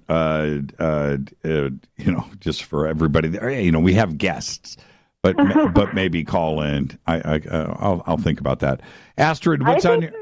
Like test the waters, see how they feel about some sort of thing like that. Well, the other part of it is I want Eric to do his thing, instead of me coming in, because I'm telling you, every time I do that, and I've done it many, many times, I'll end up taking over the whole show.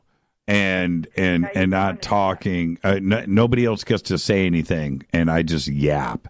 And I can't control myself, Astrid. I can't. I just can't. I can't do it. I could imagine. So what's on your mind tonight? What's on your mind? I was wondering, okay, I went to the premiere at Ace Theater of Bob Lazar's, or Jeremy Corbell's show about Bob Lazar, Area 51 and Flying Saucers. Right. You mean when it was in downtown L.A.? Exactly. I was there. I know. I found out later, and I'm very hurt that you didn't make that clear or like go on stage or anything. No, I would never do that. That was the Jeremy and Lazar show. I did. I went down. I went down and said hello to Jeremy and George Knapp. Before the premiere, and and kind of said what's up. But I was right down there. I was right down there. I went and said hi too. Yeah. So I was there. It's their premiere. It has nothing to do with me. But there you go. Okay. So your question is about that. What's up? So my question is, what do you think Bob Lazar is doing with the area with Element 115? I hope that. Okay, that's such a tough question, Astrid.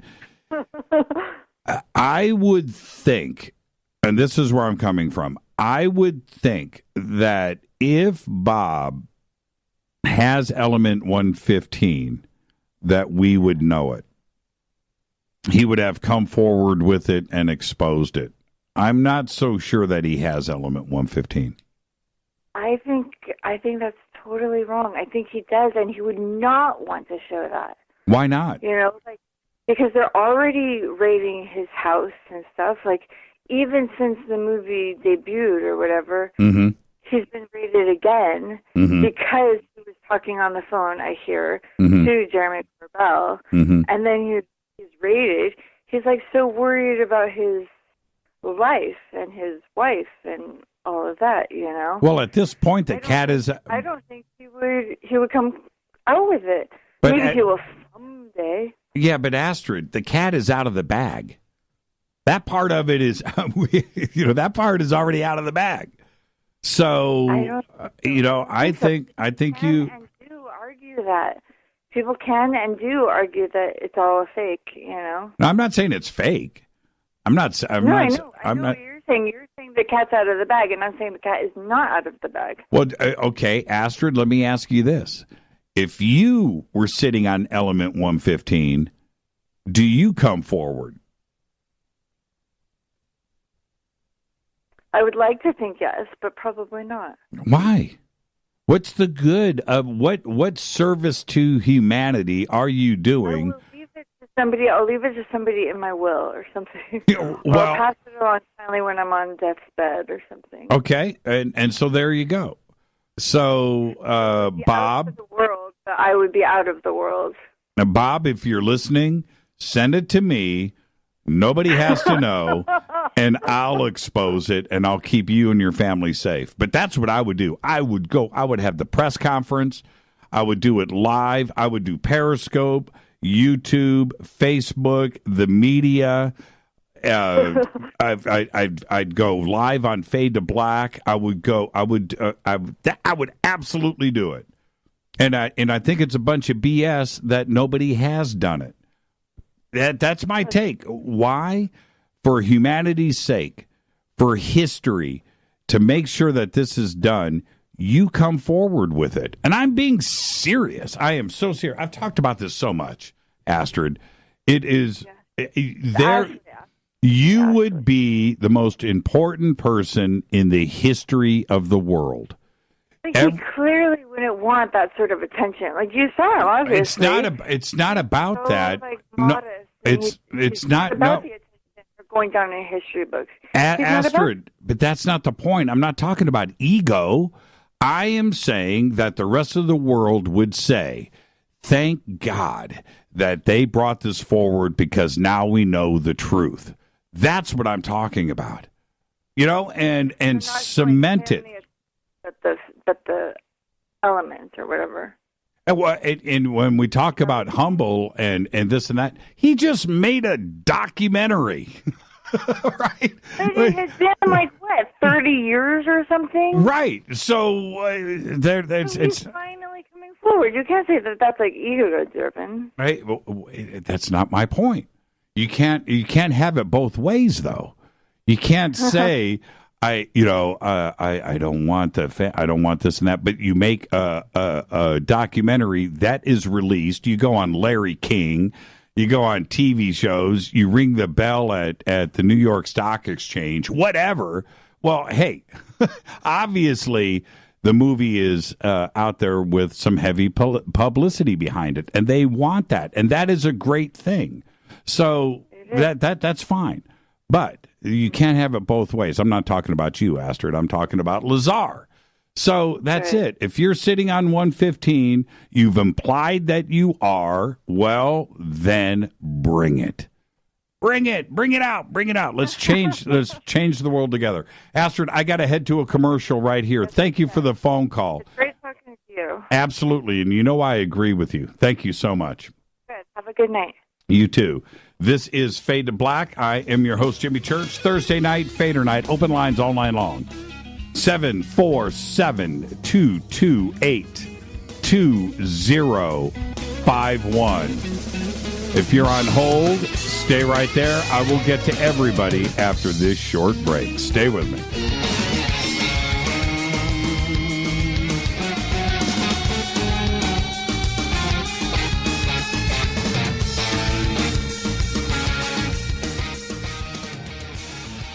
Welcome back, Fade to Black. I'm your host, Jimmy Church. Everything is cranking tonight. The chat rooms, Twitter, YouTube, email. Okay, all right. And it's Thursday night. It's Fadernight. I can't even believe we're almost done with the show.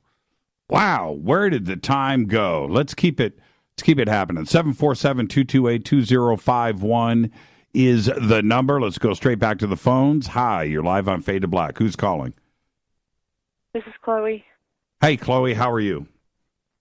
I'm all right. I made it through. I'm going to tell you something that I've been trying to tell you, and every time it happens, the phone system goes down or I get disconnected. But now I'm going to tell you. Okay. Which is really weird because the first time it happened, it was just frustrating. The second time it happened, it was frustrating and odd. The third time it happened, it was like, is this a coincidence? The fourth time it happened, it's like, maybe it's not. But now I'm through, so I don't know what to tell you about that. When I was probably 18 or 19 years old, I had a dream. And at the end of the dream, I walked out of a building and I looked up in the sky. And there was a disc, and it looked like kind of like a face. And I called it the Sun Child, and I ran to my car and got in, and there was someone else in the car with me. And I said, we've got to go. The Sun Child is after me. And I've never forgotten that dream. I remember it vividly from the very beginning. And in November, I think it was on the 17th of 2017, Linda Moulton Howe posted pictures, drawings of people that have seen the bottom of certain crafts. And it looked exactly like things that I had drawn in the past, that what I called the Sun Child in the sky, of UFOs that people had seen. So then I'm like, okay, why was I afraid of it? And then they were talking about someone, and I don't know who, and I wish I did, was talking about what kind of beings were on this craft. Well, the strange thing, okay, when I have gotten woken up around 3 in the morning, first of all, before that happens, I learned that there was a process that happened. Like I would start getting really tired about 15 minutes before, 10 minutes before, like I had been drugged. And numerous times I'd gone and laid down, and then I'd wake up and see these beings, you know, like the sleep paralysis thing, and see these beings. But I didn't really understand the correlation. I started paying more attention to it just a few years ago, that when I would get really tired and go lay down, that's when I would wake up and see this being right next to my face. It was like really white, big brown, dark eyes.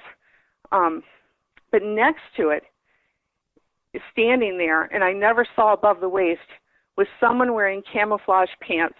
They were like black camouflage pants. And I'm like, does anyone wear black camo pants? So I researched that, and I guess some branches of the military have these black camo pants. So I'm like, is this not related to ET at all? Is this something else entirely that's waking me up at 3 in the morning? Because that's the only thing I'm afraid of. I've never been afraid of, I wasn't afraid of the mantid being, wasn't afraid of the spheres, I wasn't afraid when I saw a UFO, I wasn't afraid any time I've ever encountered these other beings. But I've always been terrified when I've been woken up at 3 in the morning and seen this being standing right next to me, which I don't even know if it's a real being. It's just really odd. Thoughts? Right. Well, yeah. Well, odd is you're right. Odd is certainly one of the words that you can use, but it's consistent though. It's not like it's happened just one time. No, it's happened numerous times. I don't know how many times it's happened. I want you to describe what you drew, though, and what you saw, with the illustrations that Linda Moulton Howe presented. What was it that was similar? What did you see? If you draw a circle, and then you put eyes where the eyes would be, and you draw kind of like an X through it, that's the best way I can explain it. I can go and try to find the drawings that other people have sent to her, Mm-hmm. and I can send them to you. Yeah, I would like to see them on Twitter or whatever. Yeah, I would like to see them. But it seems like that would happen after nights when there would be a presence in the house.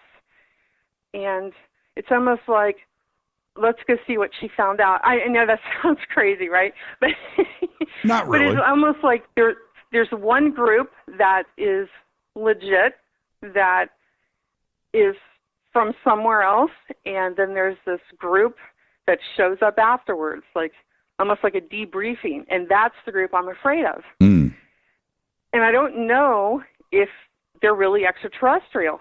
I mean, I've told you that I've been involved with this my entire life. I was born in Ohio, in a little town not too far from Dayton, and every time we would go to Dayton, I would feel so weird. Even as a child, I would just feel so strange being there. And I didn't know about the, what's the name of the Air Force base there? Or Wright-Patterson. Wright-Patterson, right. And so now I'm like, I don't know if there's a connection to Wright-Patterson. And the whole thing about Ike's citizens are in place, if you remember that coming through in a crop circle. It's like, who are Ike's citizens? Where are they in place? And what are they supposed to do? I have so many questions. And I know somebody has answers, but they're not giving them to us. But Right. But pretty soon we might have all the answers. Pretty soon. Well, I'm hoping for that, and the more that not only you, but others that just come forward and share their experiences, the more that others will feel comfortable in doing the same thing. And the more that happens, so. What? It's scary. Well, I look at it this way, Chloe. It's that when the big reveal happens, right? When it happens, you know how many are going to go, you know what? They talked about this on Fade to Black forever. That's I just want everybody that is part of this family to go there. Okay, see, this is what I've been on about. This is what I've been talking about. Yeah, right. And exactly. And that day is soon, Chloe. That day is soon. Well, I'm not so certain our governments are going to do it. I don't think they're going to have a choice in the matter eventually. It's just going to happen. Right. And while I have you on the phone, I would really like to thank Sarah Ann for reaching out to me, because that really meant a lot, and I plan to get back to her and communicate with her more as soon as I can. But there's always something happening in my family, so we got to wait till the dust settles. Thank you, Chloe, and enjoy the rest of your weekend. All right, thank you. Have a good night. You too, Chloe. Thank you so much.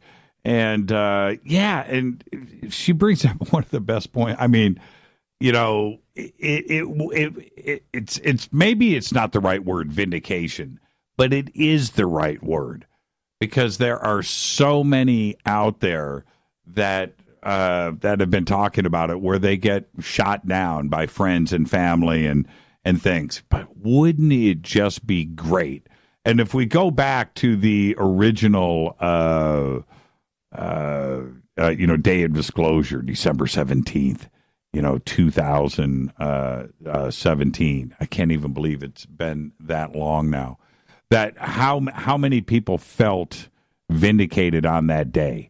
How many people just went, see, all right, I've been talking about this, and I've been talking about this, and here we go.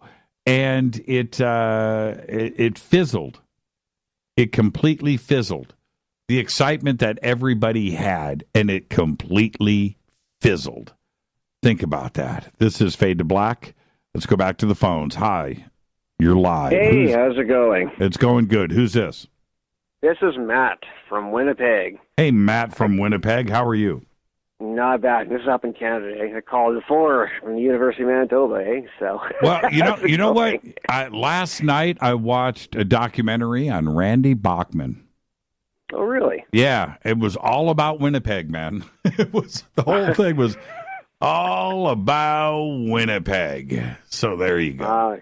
There you go. Oh, yeah, it's a cold city, so. Yeah. All right. Yeah, go ahead. What's on your mind, Matt? So, All right, my question is, I'm not going to be able to ask questions on when Billy Carson comes on next, so I thought I'd slam it in here when I can. Now, when you had talked about time travel, I guess with Billy Carson there, before when you couldn't get through because your phones were dead, eh? Mm-hmm. I was kind of curious if you could forward the message to him about multidimensional time. Have you ever heard of something like that? Dr. Larson talked about three-dimensional time, which is something that kind of takes Einstein's one-dimensional time and blows it out of the water. Okay. So if you took, we're in three-dimensional space right now. We have, if you took an X, Y, Z axis, you would have time that goes all the way around that, and that would be that fabric, and that would be Einstein's model.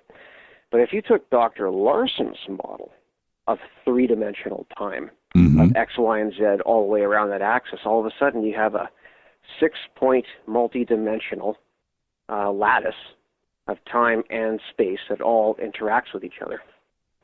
And I was kind of curious if there was any relationship to a time geometry of some kind in with those emerald tablets. Well, you can contact Billy yourself. You can go directly to him. He's accessible. I'm not able to get through him because I don't use social media. I've always been off that stuff. All right, so it's Dr. Larson 3D time. Yep. Okay. All right. I'll ask him to look into it. How's that?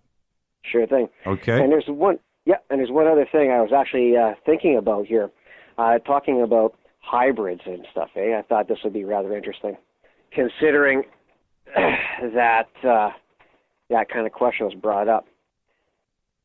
Since my background is involving in electromagnetic physics and electromagnetic research, I was actually contemplating whether another human being really needs to come from outer space in order to be a hybrid. Now, it kind of got me thinking years ago when there was a show that was called, what was it called? Threshold. Now, it was only on for one season on the Sci-Fi Network, Okay. And now it involved this alien probe that kind of came from wherever, and it actually used sound to mutate DNA. Possible. And then it would, okay. Yeah, and then what it would do is it would create this disease in human beings that made them smarter, stronger, more aggressive, and hostile. And they were driven to infect other human beings in order to change the planet Earth into something like them. Now, I know it was a major dramatization, but it really got me thinking about this stuff a little more closer. What do we know about charge? Well, charge is an attribute, not just an electron that moves. We have D-wave that can transverse different dimensional states. And it kind of occurred to me that, with somebody, there's another doctor named Dr. Kongev, Russian scientist. I can't remember. I can't even pronounce his name properly. Talked about the mutation of DNA via electromagnetic effects. And there's another doctor too. I can't remember what to talk about this. If you took 2 beakers of sterilized water, you introduced a Schlumann's resonance frequency in between the two beakers that are completely isolated. You took a sample of Jimmy's blood and then you dropped it into one container. And you shined a laser with different types of light into all spectrums of the rainbow through one and into another. You will find that your DNA is equally in both of these containers. Because there is an actual effect on light carrying these DNA attributes from one container to another. Interesting.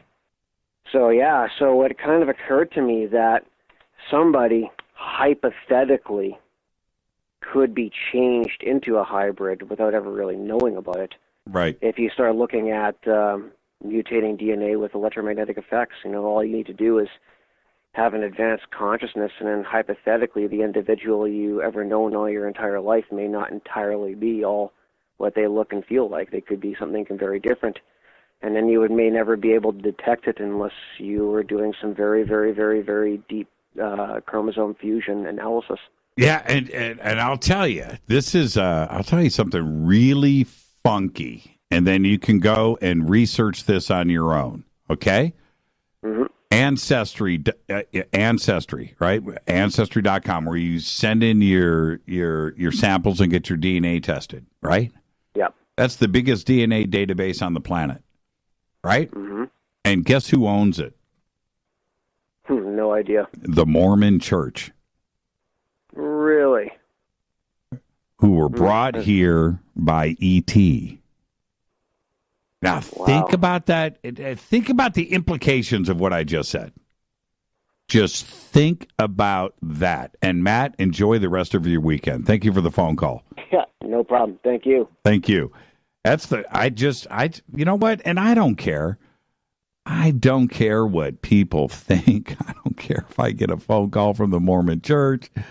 It doesn't matter to me. Ancestry.com. Owned by the Mormon Church. How trippy is that? And that's the largest database. Do you know how many? This is the thing. People sending in their DNA, to the Mormon Church or, at Ancestry.com. And, it gets cataloged. And the next thing they go back to some crime, cold case from 30 years ago, 40 years ago. And they go and they test, they have some DNA sample. They didn't know it was DNA, right? But they have something, a toothbrush, right? A piece of hair, whatever. They run it through. And some doofus, was doing, and they've got those agreements right there, man. And that stuff pops up. And the next thing you know, somebody's knocking at your door with a warrant. But the largest DNA database. That's right. Owned by the Mormon Church. Hi, you're live on Fade to Black. Who's calling? Hi, this is Rebecca Whaley. Hi, Rebecca. Hey there, I love your show. I just want to say I love your show. I love your craft. There are so many people that just are so excited to hear you. Is that right? Like who? Well, gosh, all your callers and probably how many other thousands, millions. It's hard to say. Well, I love it. thought you were going to say like the CIA. Oh, well, you know what? The way the phones have been going, come on, someone's trying to sabotage here. Yeah, I know. It's just the way that it is, Rebecca. It means they're doing something right? That's it. There's no other way to look at it. There isn't. That's the only. No, there isn't. You can't fool yourself these days. So, where are you calling from? Yes, sir. I'm from West Virginia. You're from West Virginia. What's on your mind tonight, Rebecca? Well, gosh, quite a lot. All of these calls are just so shockingly relative. I kind of want to go back to Mandela effect for just a brief minute. I'm not going to talk too long about it, but it's almost like a real-time phenomenon for me. I've had a lot of occurrences with this, mostly in my younger youth, but now I'm an adult, and I notice things now, and it's just like, that does not add up. So, let me get to the story. This was the week that Mr. Jesse Smollett, see, I said Jesse, here we go. Jesse Smollett was, all of the charges were dropped. So it was that week, 2 weeks ago possibly, my daughter, Thora, she was home from school sick 2 days in a row. So it was a Thursday. We're watching Inside Edition. It's her favorite show, Please Don't Ask. So we're watching the show, and it comes on about Jesse Smollett. All charges against Jesse Smollett were dropped. So really? So we're sitting there like, we're sitting there like, oh goodness, what in the world happened? How is this happening? So I'm Googling like, well, let's look at this trail. Let's see what Google says. So I'm seeing Jesssie. Okay. Right. So no big deal. Nothing was weird to me then. Just the fact that it was being tucked away. So the next day, my daughter, Thora, she's also sick again. Well, she wants to watch her show again, so we're watching. It ended up being a rerun. So when the story came on, we saw it in the text on the TV, and we heard Jesse Smollett, Jussie. We both just looked at each other. Did you hear that? Yeah, I heard that. You heard that yesterday, right? Right. Not only did I hear it, but I read it. You read it. I read it on the television. I also read it on my phone.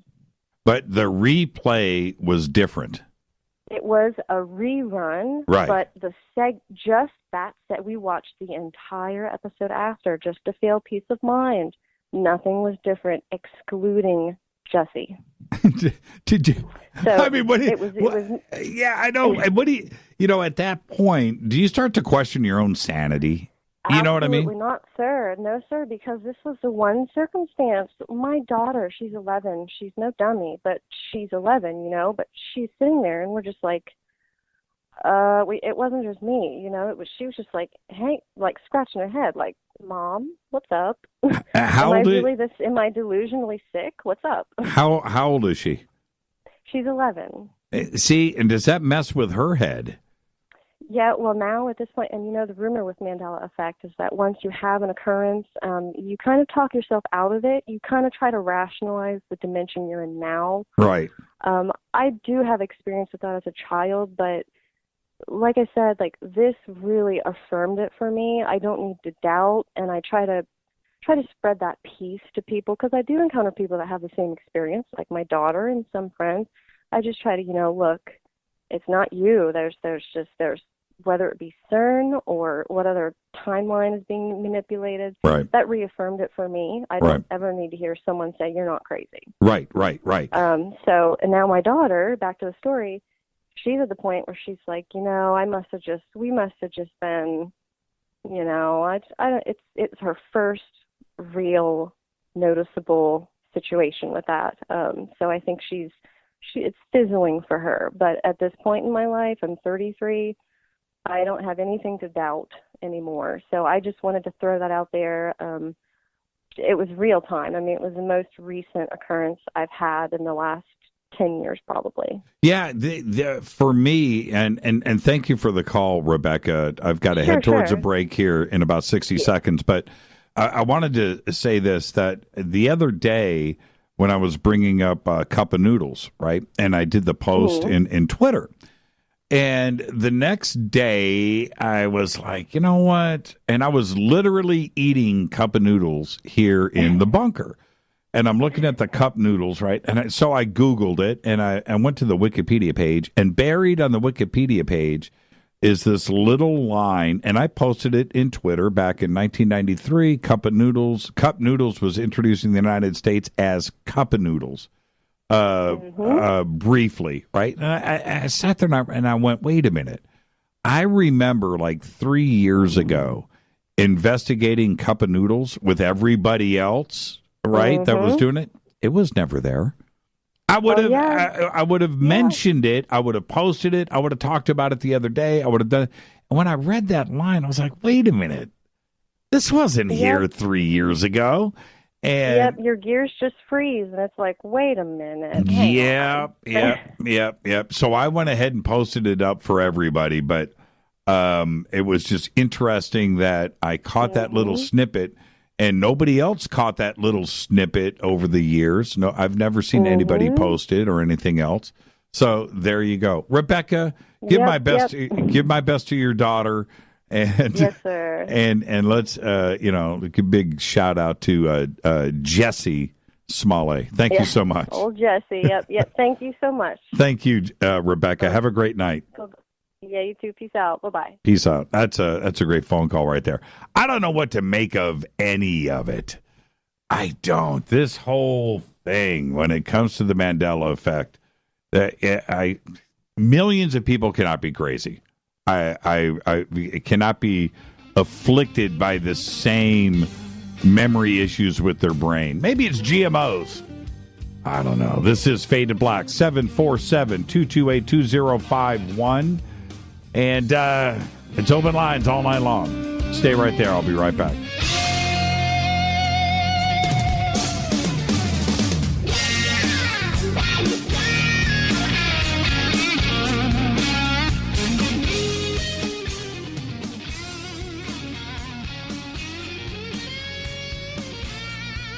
Welcome back. Fade to Black. I'm your host, Jimmy Church. Thursday night, Fadernight. One segment left. Everybody on hold. I'm going to try to get everybody in. Let's just get straight to it. The phones have been nuts tonight. A lot of fun, though. Hi, you're live on Fade to Black. Who's calling? This is Steve. from Galveston. Hi, Steve from Galveston. How are you, man? Pretty good. I'm a different nut that fell from a tree. I learned about ETs and everything, and over the years I've just been but there's something strange about me. I have I don't know, you're talking about the hybrid stuff, and like my legs, the bottom of my legs, my shins have what you call alligator skin, kind of reptilish. And then, like, learning about the Avenatti, the 6 fingers, 6 toes, my pinky toe has an extra, it's like split in half, like there was a remnant of 6 toes. So I'm just, it just keeps coming back in my mind that maybe there's something going on here. DNA testing, man. DNA testing. I'm telling you. No, what's your blood? Me out. Yeah, what's your blood type? I don't know. Yeah, I would get all of that stuff checked. I would. Yeah, I would. I mean, simple enough to do. Yeah, and what's weird is like I said, I'm a different nut. I have all these. I'm very gifted, and I'm 50 now, and I look 20 years younger. It's really weird. People are like, "You're 50? You ain't 50." Right. Just weird shit. No, watch the language. Yeah, that's okay. Go get, go and do it. And when you get the reports back, your blood type's going to be really interesting too as well.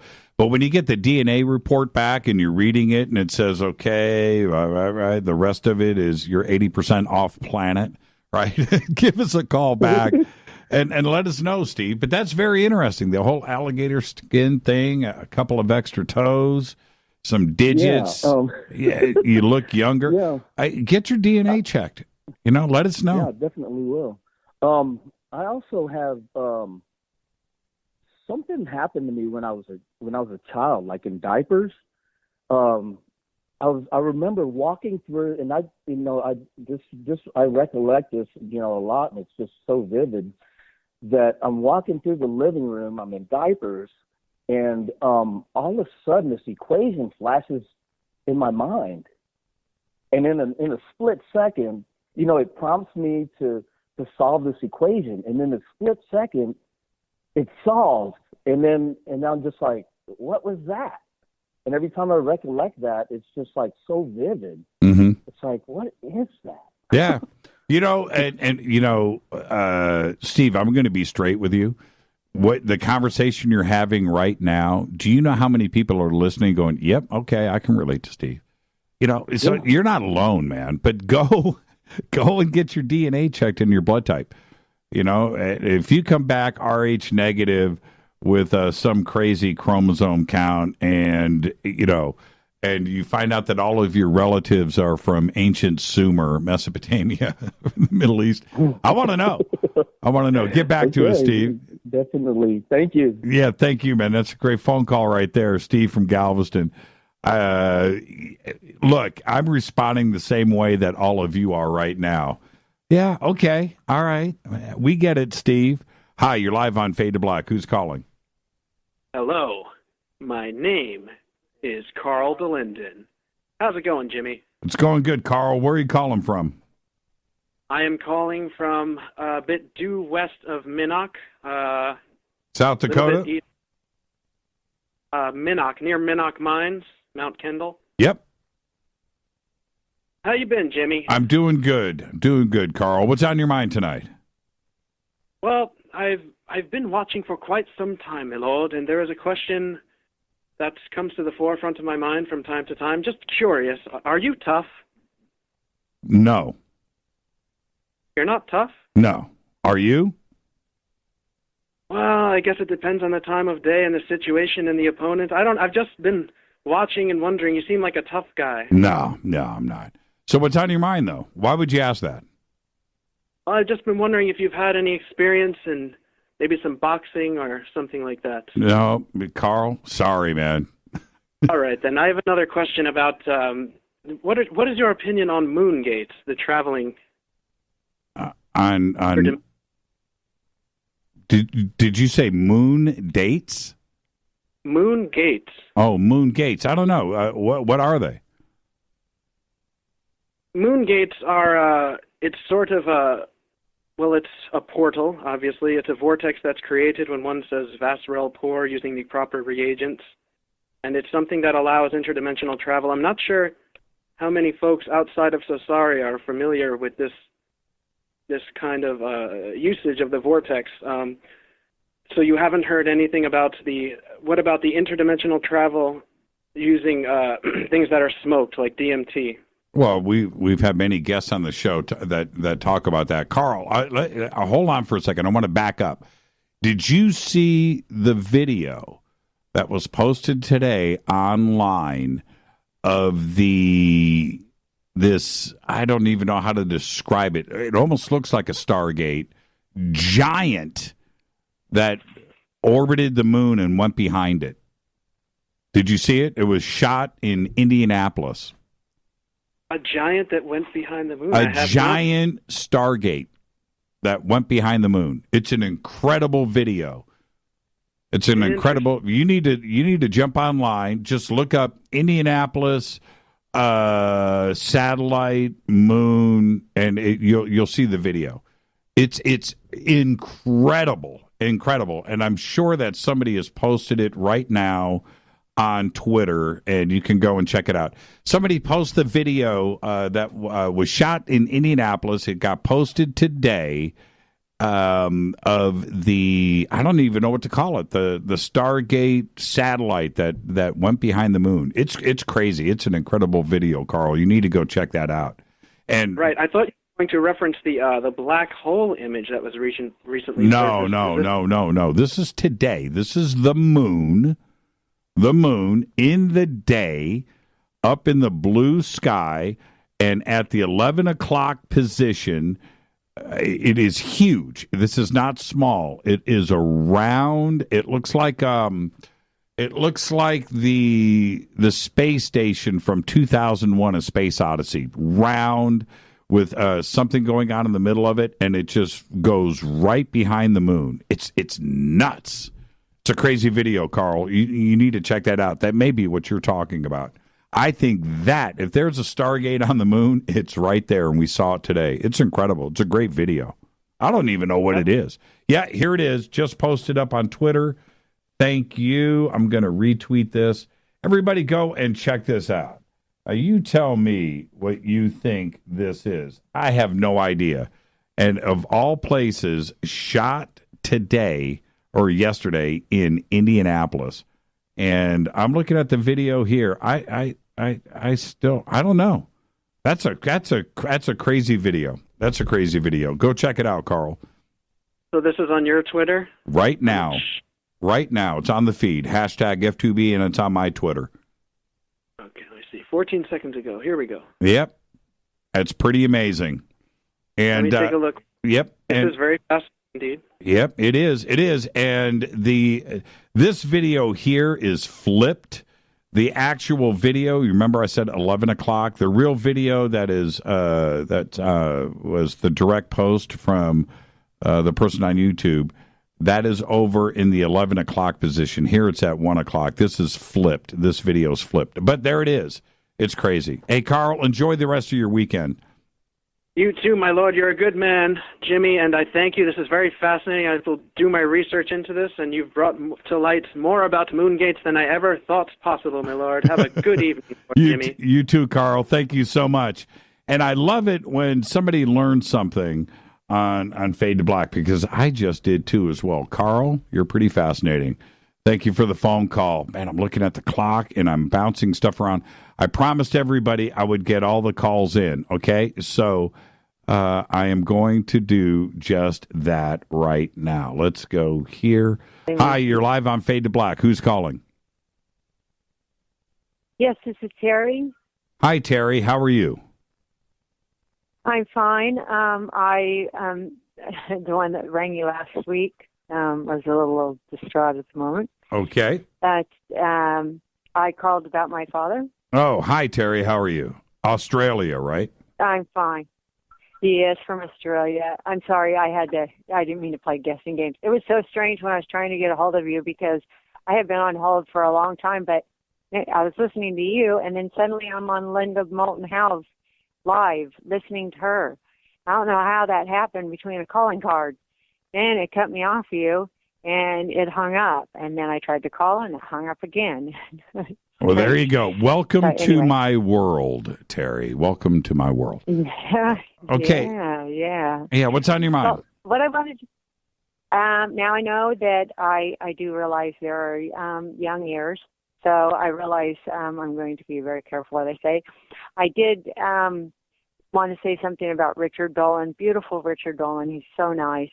I spoke to him a while ago to let him know about my Uncle Tim, who was in the he was stationed in China Lake Ridgecrest U.S. Navy Base in California. Mm-hmm. Obviously, you know where that is. Okay.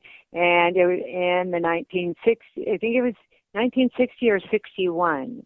And my aunt's still alive, and anyone who's willing to talk to her, she'll explain. But on his deathbed, I mean, before he died, he talked about a UFO crash that he and a few of his mates and the military had witnessed. And,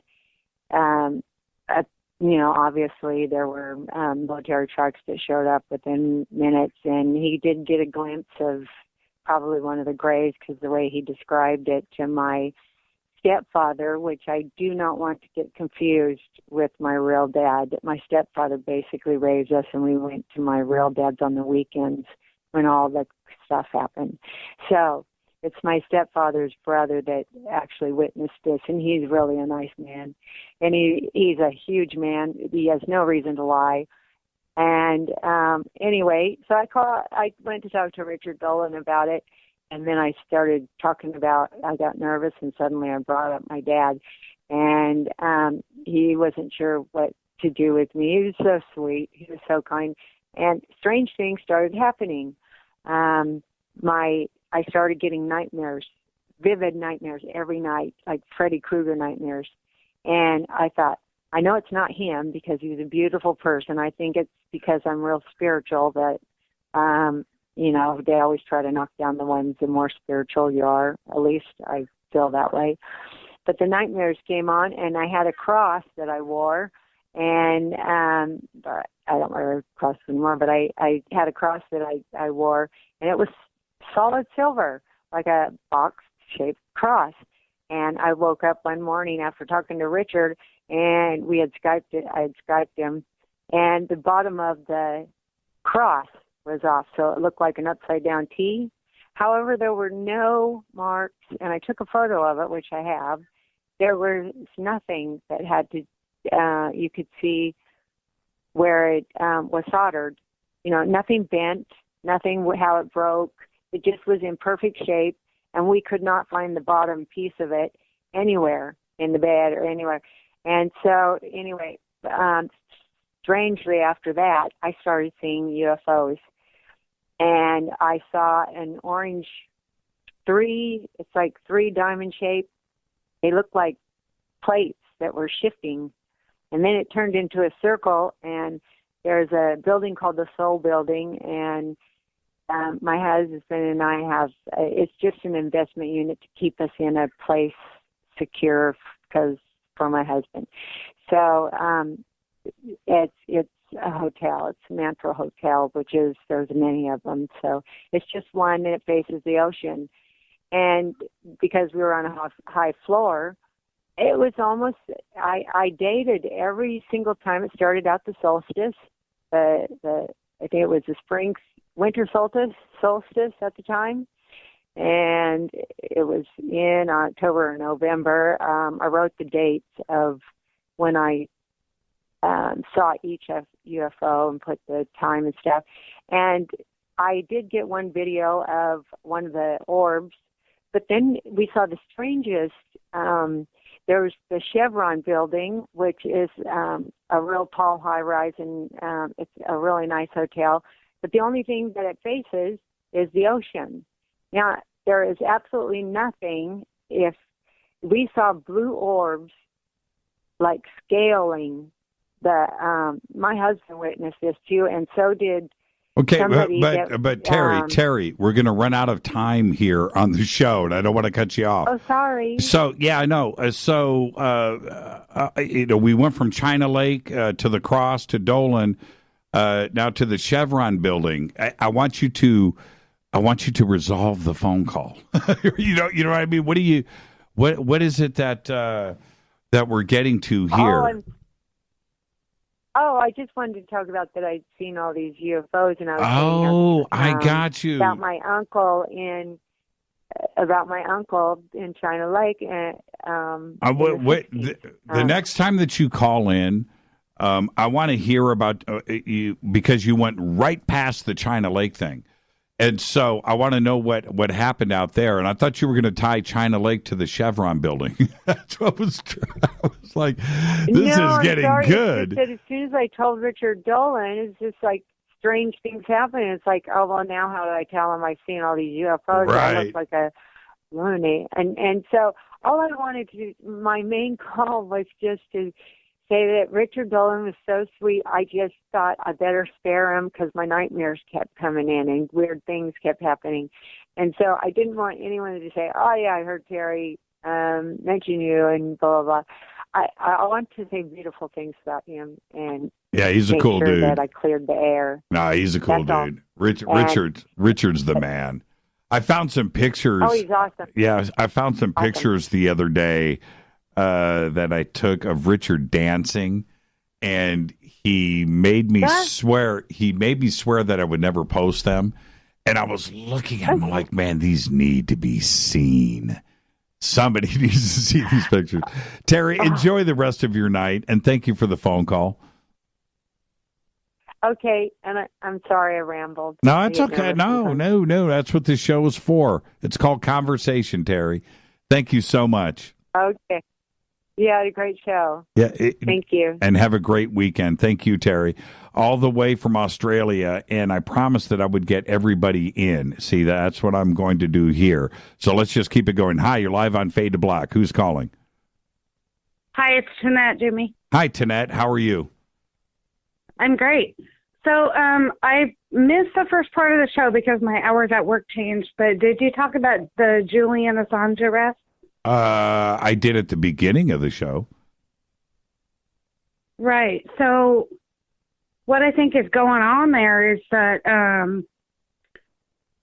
he was arrested, but there was no handcuffs, and he was allowed to bring a book with him when he was put on the bus or whatever it was. And then when he was looking out the window of the bus, he was given a thumbs up.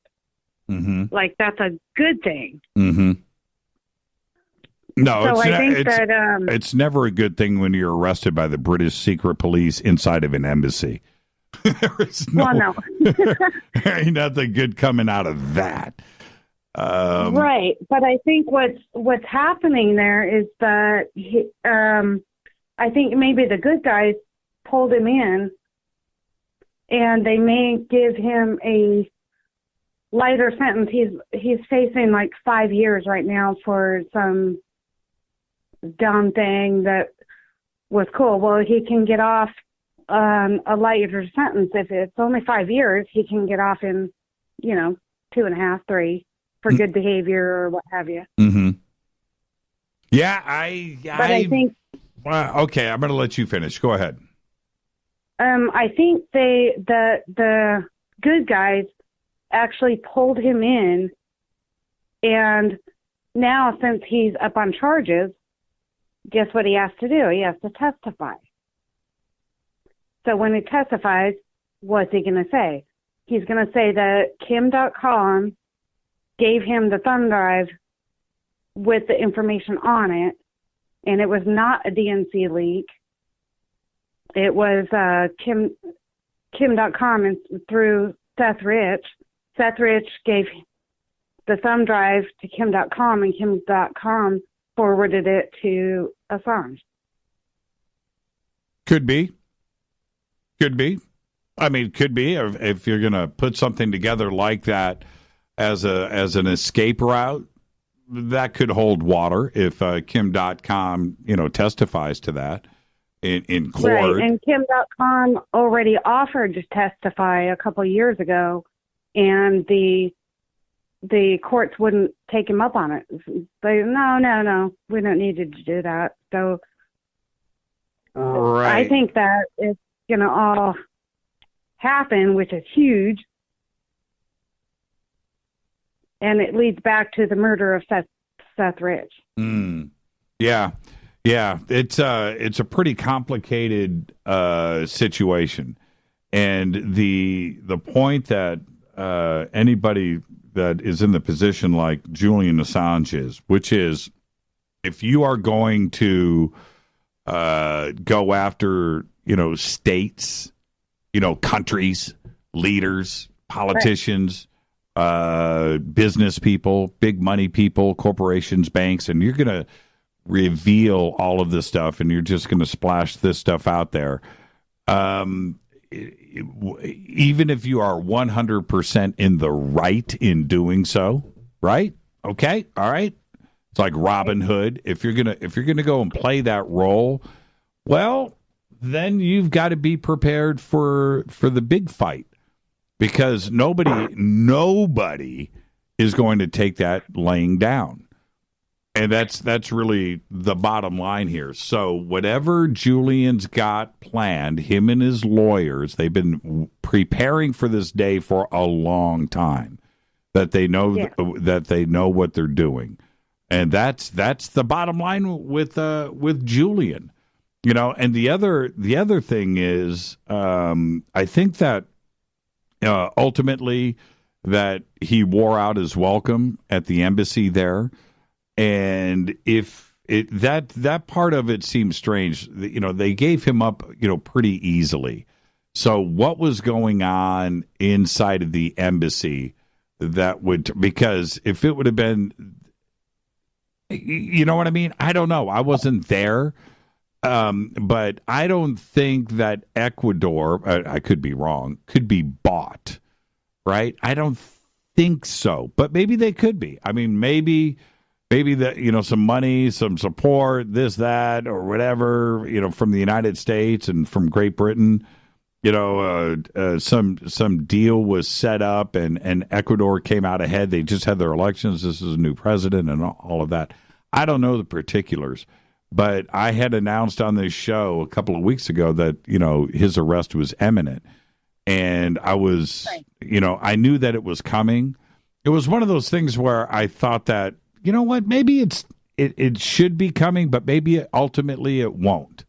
That it won't, that Julian will stay there. I also thought that maybe Julian would get away, sneak out the back door and go somewhere else.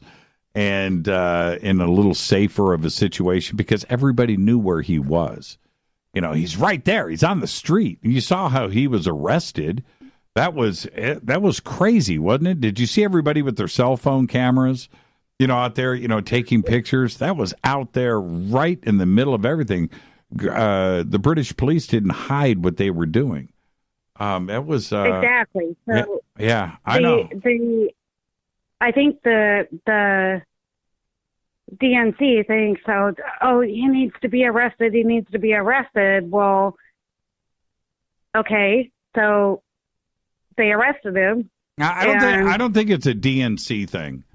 I don't think this is a Republican DNC No, I don't. I had emails. No, I don't think it has anything to do with that at all. I think it has to do with big banks, money, and state actors around this planet that he's screwed with. Has nothing to do with the DNC. DNC is small potatoes. Right. And Seth Rich. And I don't think so either. The whole Seth. I think that the DNC may think that they got one up. Yeah, maybe. They don't, because now he has to testify. Do you see what I'm saying, though? And Jeanette, I've got 5 seconds, and then I've got to go. I think the DNC and Seth Rich in the big on the world stage of things has nothing to do with WikiLeaks and why he got arrested. That's my take. The much bigger players are involved. Jeanette, enjoy the rest of your weekend. Thank you, Jimmy. Thank you, Jeanette. Nothing like having Jeanette as the last call of the night. Fade to black. Thank you, everybody that called in. I hope everybody had fun over in the YouTube Super Chat, which was activated tonight, and that was really cool. Everybody in the chat rooms, email was smoking tonight. Twitter was unbelievable. The phone calls are unbelievable. That's why this is my favorite night of the week, and I really mean that. Fade to Black's executive producer is Rita Camarion. Show is produced by Hilton J. Palm, Renee Dennis, and Bob. Announcers are Steve Harder, Gene Vitoa, Mark D. Kovar. Webmaster is Drew the Geek. Music, Doug Aldrich. Intro, Spaceboy, spaceboymusic.com. Fade to Black is produced by KJCR for the Game Changer Network, and syndication is KGRA The Planet. It's broadcast owned and copyrighted 2019 by Fade to Black and the Game Changer Network. It cannot be rebroadcast, downloaded, copied, or used anywhere in the known universe without written permission from Fade to Black or the Game Changer Network. I'm your host, Jimmy Church. I want to thank the Shermanator, Tim, Kama, Mercutio, Liana, 3VL, and Kevin. Thank you for that over in the Super Chat. You know what I'm talking about. Until Monday night, Billy Carson, everybody be safe. Go Beckley Tappy.